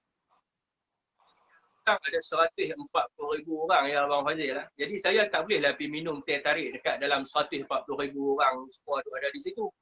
Tapi di Tanjung Dahara tu ada seorang yang popular, nama dia Pak Su ataupun orang panggil dia Ramli Tai. So pakcik dia tanya, dia ni kencing manis, kaki hilang. Jadi saya duk pergi tanya dia tu, saya tak buat cerita di sini lah kan. Saya duk hentak baju, duk pergi sembang di kedai dia, duk pergi barang di kedai dia. Cukup hanya saya kenal satu orang je, Ramli Tai ni, yang dia kenal dengan semua orang di Tanjung Dahara tu. Kalau kata pakcik dia pergi tanya dengan Pak Su Ramli Tai, kenal tak Syafiq Alim ni? Allah, dia ni duk main kedai saya selalu. Saya minum teh tarik di kedai saya selalu. Takkanlah saya tak kenal dia. Nampak tak di situ? Saya tak perlulah pergi minum teh tarik sampai seluruh di kedai di Tanjung Dahara tu. Saya tak suruhlah pergi buat sampai 200,000 pergi minum. Okey, apa yang saya nak cakap ni related lah. Kalau dia kata tak kenal di Tanjung Dahara tu agak pelik lah. Suruh dia pergi di Tanjung Dahara tu, suruh dia pergi tanya di setiap kedai. Orang yang popular lah Masjid Tanjung Dahara kan, Ustaz apa nama ni Suhaimi tu, pergi tanya Ustaz Suhaimi tu kan. Jadi orang kata apa, orang akan kenal lah Syafiq Alim ni. Kalau dia tak kenal tu pelik. Okey, saya nak cakap ni related dengan PRM Melaka sebab saya baru dapat laporan pasca apa nama ni pilihan raya Negeri Melaka yang dibuat oleh pihak universiti lah, dan juga di komen oleh pegawai media Tan Sri. Baru ni saya ada call dia. Jadi apakah yang berlaku di dalam negeri Melaka ni sebenarnya yang disebabkan orang tak keluar mengundi dan sebagainya. Benda yang saya cakap ni lah, sebab tu saya sentuh dalam live malam ni. Sebab dia related benda ni dengan apa yang dikaji oleh universiti. Ya, orang-orang kita ataupun dipanggil undi popular ni dia keluar, orang PAS keluar. Abang Fazil pergi ride motor, saya tahu Ustaz Khalid sahabat saya convince semua member-member dia di Melaka untuk bagi sokongan kepada Perikatan Nasional. Tetapi kenapa kita tak menang? Malah saya dalam live pun tiap-tiap malam kita pesan kepada rakan kita, kita buat grup WhatsApp abang kan. Kalau dah undi bagi tahu kita di mana dan sebagainya. Dan report banyak beratus orang rakan kita yang keluar mengundi di Melaka yang mereka undi kepada Perikatan Nasional. Kenapa kita kalah? Sebab masalah bila kita nak masuk dalam kampung, ejen pengangkutan nak masuk dalam kampung, tak ada orang ni. Dia tak boleh nak pergi rumah kawan tu sebab kawan tu tak kenal dia. Kan, tak apalah lagi saya pergi mengundi. Tak kenal. Tapi kalau dia pergi tu, contohnya Abang Fazil Rokan Utara. Saya pergi, Abang Fazil kata, lah Syafiq, awak siapa ni main? Hari ni hari mengundi, Abang Fazil tak keluar ke? Dia salin baju, dia ajak bini dia semua pergi. Sebab dia kenal, betul tak Abang Fazil? Kalau dia tak kenal pergi, Pak Long tu kata, apa ni main apa bagi-bagi buta ni, hang siapa dia? Ambil balik. Itu masalah dia sebab orang tak kenal kita. Jadi kita kenal lah pergi minum teh tarik di rumah dia, agak kita buat program dengan orang tua ni, dengan anak-anak muda di kampung supaya dapat kenal. Bila kita pergi kan, orang anak muda ni dia malas, dia tak mau pergi mengundi, tapi siapa yang akan encourage dia untuk dia pergi mengundi? Pak dia, contoh Abang Fazil, anak dia orang kata apa, nak kepada Abang Fazil, Abang Fazil lah akan encourage. Weh, Hafiz tu ikut Syafiq tu lah, dia selalu duduk busy kan abah ni. Jom kita pergi bagi undi, kita bagi undi. Bagi contoh lah, betul tak Abang Fazil? Mesti keadaan tu akan berlaku macam tu. Tapi kalau kita tak pergi menyantuni orang tu, kita tak kenal dia, kita tak pergi jumpa dia, kita pergi rumah dia, Abang Fazil bayangkan tiba-tiba mai Abang Fazil tak tahu siapa dia. Tiba-tiba mai pakai baju biru pergi ketuk depan pintu rumah. Tak, ni pakcik mengundi. Abang Fazil akan buat apa? Cuba Abang Fazil jawab. Kan, asal gila saya pergi. Betul? Kan, tak kenal. Tak kenal macam mana kita nak pergi ikut dia, tak kita sambung di tengah jalan ke, buta lagi. Macam-macam lah persepsi di pemikiran masyarakat ni. Inilah masalah utamanya adalah apabila kita tidak menyantuni. Bahkan maksud saya ni menyantuni pergi hantar beras telur. Pergi hantar beras telur tu bagus, tapi bila pergi hantar beras telur tu kena buat apa? Pergi hantar beras tu tanyalah pakcik macam mana. Saya, Ketua Bahagian Bersatu Al-Ustaz Haji Zawahir, dia suruh saya bawa buku dengan pen setiap kali turun hantar beras dengan telur. Sebab apa dia suruh buat macam tu? Tak, saya tanya ketua penjual wanita dari Kedah sekarang ni, Kak Kesuma Kartini. Dia dulu pair saya, turun mana-mana kami berdua turun. Sebab apa ketua bahagian suruh buat macam tu? Supaya kita cantik, nampak kita cantik. Makcik ada masalah apa lagi? Anak saya ada masalah dadah. Saya ni tidur tak cukup. Anak balik lewat malam. Bantai tak ada duit nak beli. Tilam tak ada duit nak beli. Jadi kita tahu. Kita tahu, oh di sini ada masalah dadah. Jadi dulu ada seorang rakan saya, sahabat saya, Marwan. Di Al-Ustaz. Pemuda Al-Ustaz lah, setiausaha armada Al-Ustaz. Kerja dia buat apa? Kami bagi laporan kat dia. Kan? Okey, Wan, di sini makcik ni habang kata ada mesin kuda. Di sini makcik ni habang ada dadah. Dia buat laporan kepada pihak polis. Jadi orang tahu kata kita buat kerja.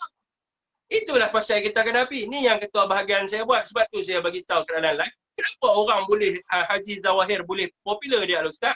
Disebabkan dia pergi jumpa, lah pakcik, orang tengok kita tu macam mana saya turun di dalam pekan pasar Al-Ustaz tu, di Simpang Kuala, orang boleh ligan main nak ambil gambar dengan saya. Sebab apa saya bukan artis?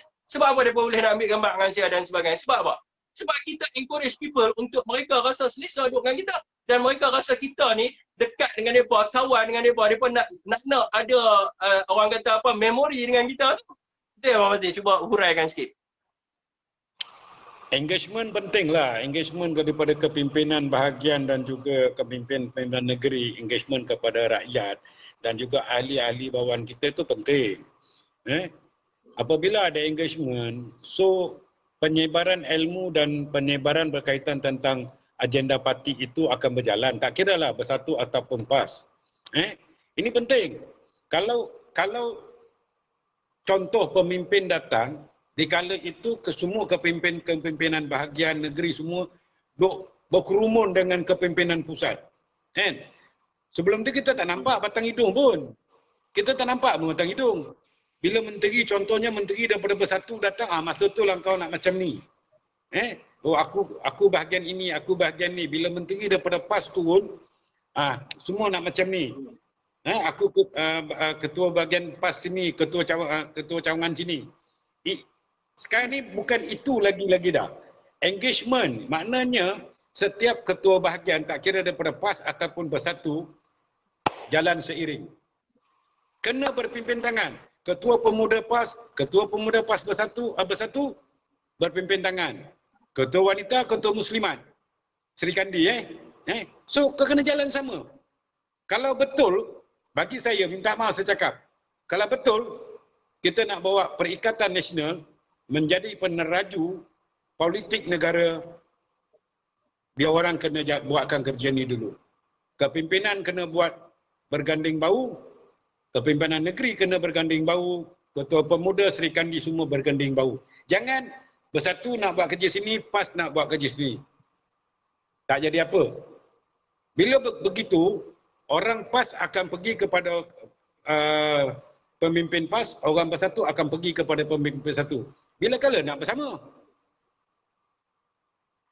Ini yang berlaku di negeri Melaka, tahu tak Tuan Syafiq? Kami bawa orang bersatu. Orang bersatu kita bawa, kita kenalkan, ditanya siapa macam Tuan Syafiq cakap tadilah. Ini apa pasal India datang sekali bulan ni dengan PAS ni, kan? Sebab engagement dengan rakyat kita tak ada sebenarnya. Boleh kot Tuan Syafiq bawa benda ni sebagai satu jajaran baru untuk politik negara. Kepimpinan bersatu dan kepimpinan PAS jalan bersama, kepimpinan negeri PAS dan bersatu jalan bersama. Kalah menang itu kemudian cerita. Yang penting kita berusaha. Usaha itu tak ada sekarang ni. Bagi saya cakap terang Tuan Syafiq. Usaha itu sebenarnya tak berlaku kerana bersatu dengan cara bersatu, PAS dengan cara bersatu, maka berlakulah pertembungan ideologi. Menyatakan bahawa, PAS masih lagi sayangkan kepada UMNO. PAS pula menyatakan bersatu seolah-olah dia hero. Ini yang berlaku sebenarnya. Pertembungan ideologi berlaku. Apa salahnya kita sama-sama berganding bahu, sama-sama berpimpin tangan, pemuda PAS dengan Armada, Sri Kandi dengan ketua muslimat PAS semua berjalan berseiringan. Baru cantik. Kita cakap kita Perikatan Nasional. Kita cakap kita nak menawan negara. Kalau kita tak berganding, kita tak berpimpin tangan, macam mana kita nak takbir negara? Macam mana kita nak berkuasa? Minta maaf saya cakap kepada Tuan Syafiq dan semua rakan-rakan. Kita perlu melihat sesuatu perkara itu, sesuatu agenda itu melalui agenda. Boleh kot? Boleh. Kita kena buktikan kepada rakyat bahawa PAS dan bersatu adalah satu perikatan gabungan parti politik yang boleh rakyat memberi kepercayaan. Ini kita kena buktikan. Dan saya minta maaf Tuan Syafiq kepada ahli PAS. Baru ni saya ada tulis berkaitan tentang kepimpinan PAS. Kepimpinan PAS tolong kembalikan kewibawaan parti PAS. Tolong kembalikan kewibawaan parti PAS. Saya ahli PAS dan saya sentiasa akan mengkritik sekiranya ada berlaku sebarang bentuk pencerobohan prinsip-prinsip perjuangan PAS. Itu saya. Ya. Itu saya. Okey. Boleh apa nama Abang Fazil lah. Kalau daripada sudut sentimen masyarakat ni dia memang nakkan kepada satu kedak politik yang baru yang membawa imej yang baru. Apabila kalau kita tengok yang tolak UMNO masa PRU 14 ni bukannya sikit tolak banyak lah tu yang boleh jatuh ni kan. Maknanya sentimen tu masih ada, bukan tak ada sentimen tu. Tapi kalau orang tak kenal kepada kita Abang Fazil, apa nak undi kita macam mana? Orang tak kenal kepada kita, orang nak pergi undi kita macam mana? Orang pun tak tahu. Kita kena kenal lah. Jadi orang kena bagi kenal lah, maknanya kena berjalan bergerak sekali bagi orang kenal kita. Macam Abang Fazil kata tadi. Tiba-tiba saya turun dia bertanya mana India mana mai duduk sekali dengan PAS ni. Macam mana boleh jadi macam tu kan? Saya pun tak faham situasi itu boleh berlaku sedemikian rupa. Jadi dia sekarang ni adalah di peringkat cawangan ni. Dan dia bukan hanya menubuhkan cawangan inner circle semata-mata untuk dapat projek repair rumah semata-mata. Tapi dia perlu tubuhkan cawangan sebab dialah yang akan menjaga keseluruhan kawasan lokaliti yang dia tubuhkan tu. Tapi masalah yang ketua cawangan pun orang tak kenal. Dia pun boleh tanya pula kita ni ketua cawangan siapa dia. Jadi susahlah dekat situ. Macam PAS, dia ada kekuatan di situ. Saya tengok sendiri. Masa di Labuh datang, dia buat macam mana dia nak bagi dia popular. Dia pergi buat skop PAS ni standard. Kalau pondok, pasti apa semua. So mereka tahu kata PAS sudah bertapak di situ dan ketua kampung tu adalah ketua cawangan PAS di kawasan tersebut. So dia kenal, orang kenal lah dia di situ. So dia senang lah nak tahu siapa keluar mengundi, siapa tak keluar mengundi dan sebagainya. Tapi masalah bersatu ni ada setengah tempat yang orang pun tak kenal siapa dia ketua cawangan. Ini yang jadi masalah dia. Jadi dia kena lebih ke arah tu lah. Sebab ni saya bagi tahu ni berdasarkan laporan daripada kertas kajian yang dibuat oleh pakar. Bukan saya sendiri-sendiri yang pergi cakap dekat dalam live ni. Kami kumpulan rakyat kami selepas habis PRN pasca PRN Melaka kami turun. Kami turun untuk membuat kajian dasar kenapa Perikatan Nasional boleh mendapat hanya 2 kerusi. Alhamdulillah kita sebenarnya kuat. Walaupun kita masih baru lagi, gabungan Perikatan Nasional maknanya diterima oleh masyarakat sebenarnya. Kita bukan kata kita kalah, tidak. Sebab kita tak ada kursi sebelum ni pun sebenarnya. Perikatan Nasional adalah satu gabungan yang dibentuk selepas berlakunya peralihan kuasa daripada Tuan Mahathir Mohamad kepada Tan Sri Muhyiddin Yassin. Baru wujudnya Perikatan Nasional. So kita dapat 2 kerusi adalah bonus di negeri Melaka. Ini kita kena fikir. Amanah yang begitu lama, patipan yang begitu lama telah ditubuhkan 1 kursi pun tak ada. Kita kena fikir benda ni. So masyarakat, walaupun 2 kerusi, maknanya itu adalah PRN, maknanya pilihan raya negeri. Maka ada 2 kerusi. 2 kerusi ini apakah di masa akan datang kita tidak boleh jadikan ia bertambah dan terus bertambah.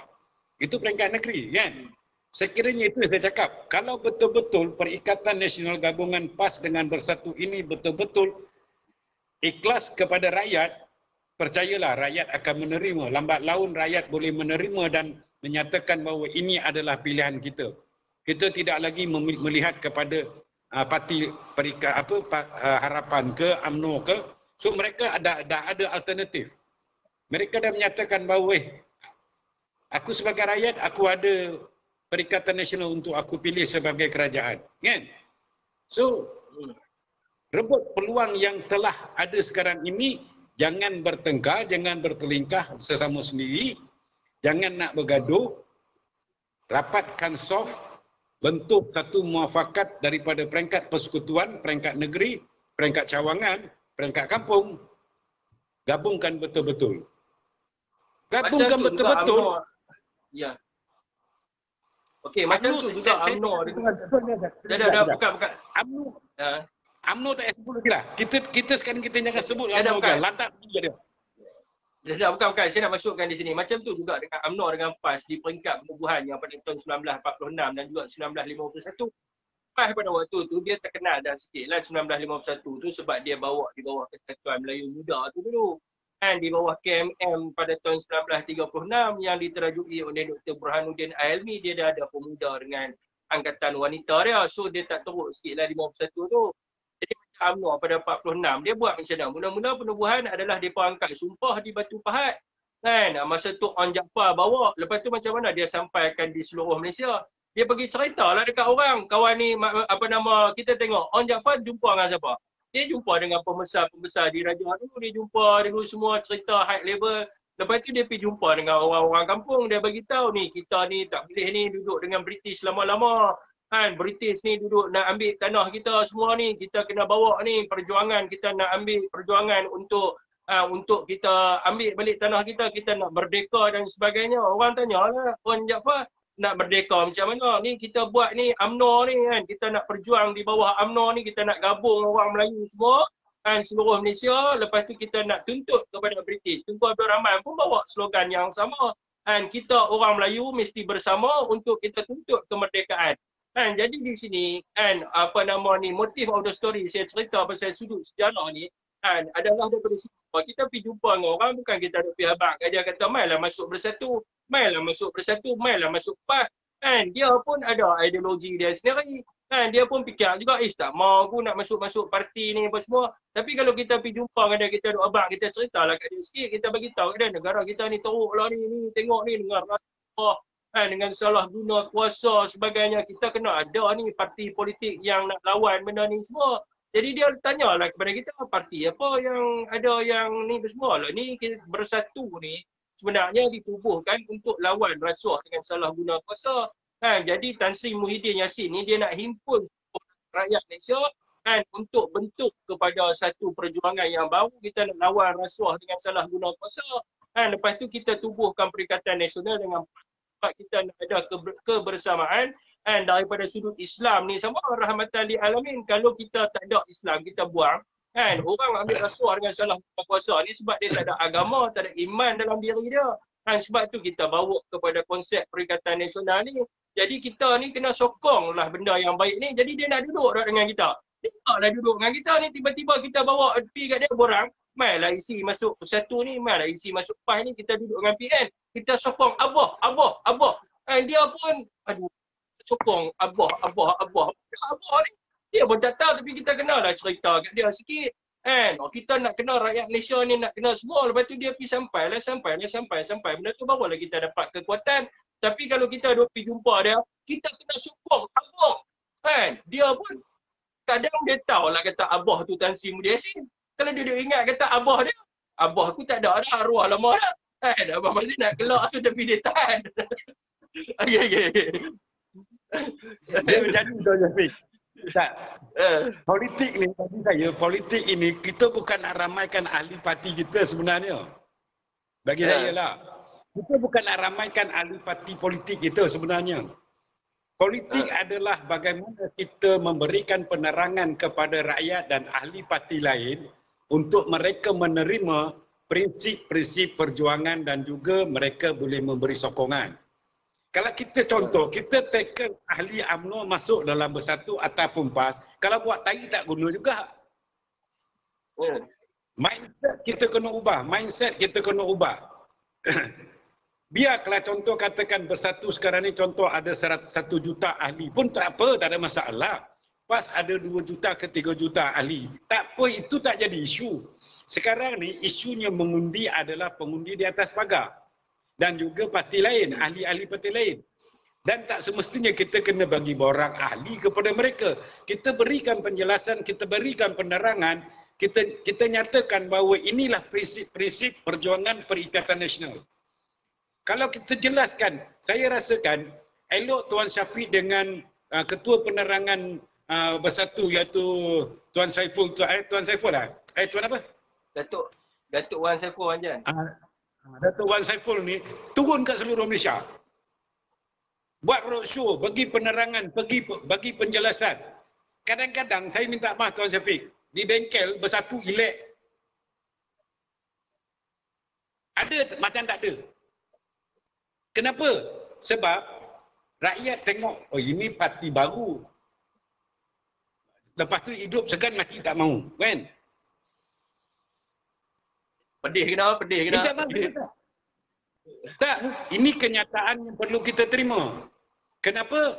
Sebab tidak ada usaha, saya cakap bukan tambah ahli, tapi kau buat kerja, memberi penerangan, pergi berdamping dengan rakyat. Bila ada kematian kau pergi, antara orang yang terdahulu kau pergi. Kan? Ini kena tanya dengan saya Ketua Bersatu Bengkel, siapa saya pun tak kenal. Macam mana? Kan? Tapi kalau tanya mantan bekas adun ke Ketua UMNO, semua saya kenal. Dengkil tak kenal sebab dia duk kerja dengan dia abang kata orang kenal dia suruh dengkil. Okey tak apa. Ini kita kena betulkan. Minta maaf Bagi saya kita bukan nak menambah ahli tetapi kita nak menambah pengundi yang memberi kepercayaan kepada kita. Apa caranya? Berikan penjelasan, berikan penerangan, tidak kira siapa, apa dia ahli parti mana sekalipun. Kita perlu berani untuk menembusi kubu-kubu mereka untuk memberi penjelasan. bagaimana yang dilakukan oleh Tun Mahathir Mohamad bersama dengan Pakatan Harapan ketika PRU14. Mereka bermula sejak tahun 2016 sehingga 2018. Mereka tanam. Mereka hujahkan sehingga tumbangnya UMNO. Cara yang Tun Mahathir Mohamad buat ini perlu gitu, Pak. Kena buat. Jangan bawa banyak isu, jangan bawa terlampau banyak agenda-agenda, bawa tumpukan kepada satu. Matlamat Perikatan Nasional apa dia? Kita kena faham. Apa kita kena faham? Matlamat Perikatan Nasional apa dia? Ini penting. Jangan bawa banyak-banyak. Letakkan dalam manifesto, tak payah sampai 15-20. Letak 5 pun cukuplah bagi saya lah. Bagi saya, letak 5 ya cukup. Jangan banyak-banyak. Nanti kita banyak-banyak nanti nak bagi ceramah kempen kat sini. Apa tajuk nak bagi? Lepas tu kelang kabut kan? Ambil fokuskan kepada beberapa agenda penting saja. Ini penting. Rakyat ya, okay, bila Abang Fadil sebut pasal ceramah kan, terlintas kat kepala saya. Orang bersatu ni dia macam mana tau? Dia ceramah macam ustaz nak pergi ceramah, dia orang tak kenal dia siapa dan dia tak bagi tajuk apa dia nak ceramah. Jadi orang pun tak nak dengar dia nak ceramah apa benda. Kita tak apa teruskan. Tak apa kot, boleh kot. Rasanya ada kawan-kawan lain kot. Terakhir Tuan Syafiq Yang terakhir kepada kawan-kawan kita yang ada dalam ni yang kata Parti Bersatu ni katak lah, katak memerintah dan sebagainya, saya kena ingatkan sikit disebabkan katak-katak inilah kebanyakan ahli Parlimen UMNO menjadi menteri ketika Tan Sri Muhyiddin Yassin menjadi Perdana Menteri. Kerana katak-katak inilah parti kamu kebanyakan ahli Parlimen menjadi Menteri Kesihatan, Menteri dan sebagainya, Menteri Pengajian Tinggi dan sebagainya.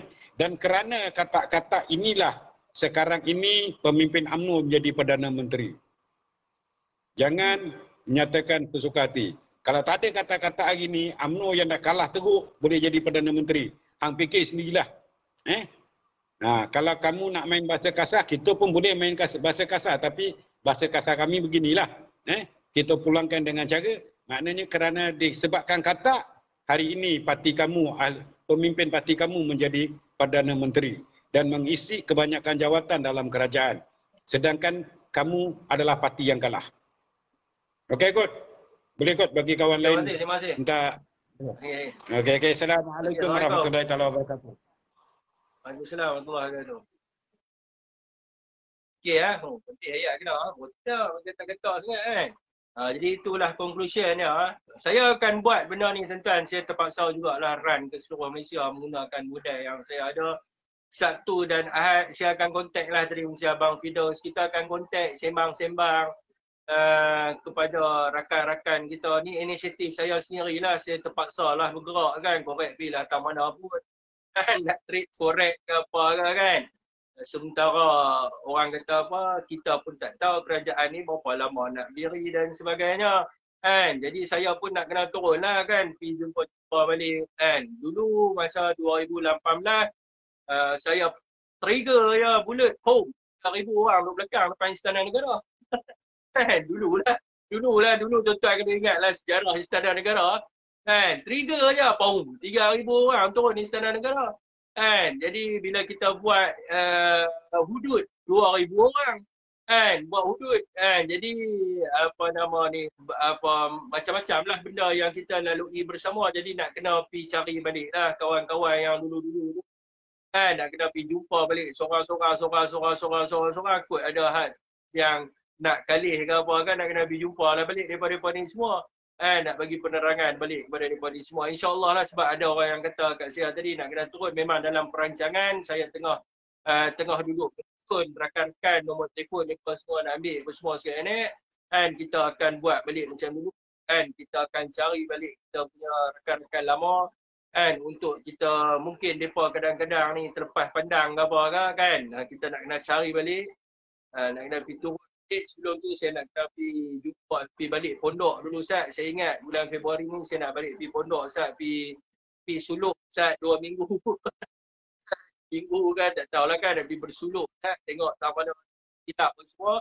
Sebab sejak daripada arwah Tok Guru, saya tak pernah pergi melawat di pondok lagi. Pergi melawat sangat, ambil kata-kata nasihat daripada baba-baba di sana.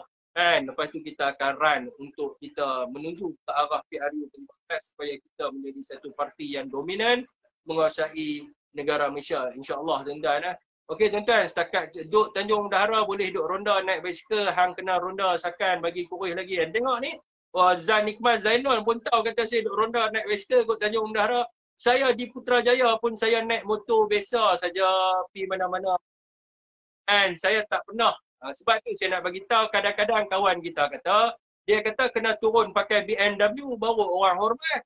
Kena turun pakai Porsche, kena turun pakai Lamborghini, kena turun pakai Honda baru orang suka kat saya. Orang suka kat kita. Ni orang Tanjung Dahara bagi tahu. Saya turun naik gerek di Ustaz. Naik motor je di Putrajaya pergi hantar bantuan hari tu baju sekolah. Saya pergi naik motor buruk je. Supaya kita boleh duduk bersama dengan orang tak segan dengan kita. Kalau kita pergi naik BMW, saya tak ada lah, dulu ada lah BMW tapi dah jual pergi dah kan. Lexus. Saya tak pakai BM, saya pakai Lexus kan. Jadi orang kata apa kalau kita pergi turun naik motor, orang boleh duduk sekali dengan kita. Tapi kalau kita pergi meeting yang hebat-hebat, kita pakailah kereta hebat sikit. Kalau kita nak pergi jumpa dengan orang kampung, kita nak pergi duduk dengan orang kampung, takkanlah kita nak pakai BMW. Naik gerek ya tuan-tuan, orang Kedah panggil kita naik gerek, orang boleh tahu kata kita naik gerek duduk kayuh. Jadi macam tu lah kita kena buat supaya orang kenal dengan kita. Lepas tu kita kena jagalah tertib kita. Kita kena jagalah kita punya orang kata apa peribadi kita, sikap kita, baru orang boleh selesa dengan kita. Kalau tidak orang tak boleh nak selesa dengan kita. Okey tuan-tuan, wallahualam. Setakat itu saja malam ni. Wabillahi taufiq wa hidayah. Wassalamualaikum warahmatullahi wabarakatuh.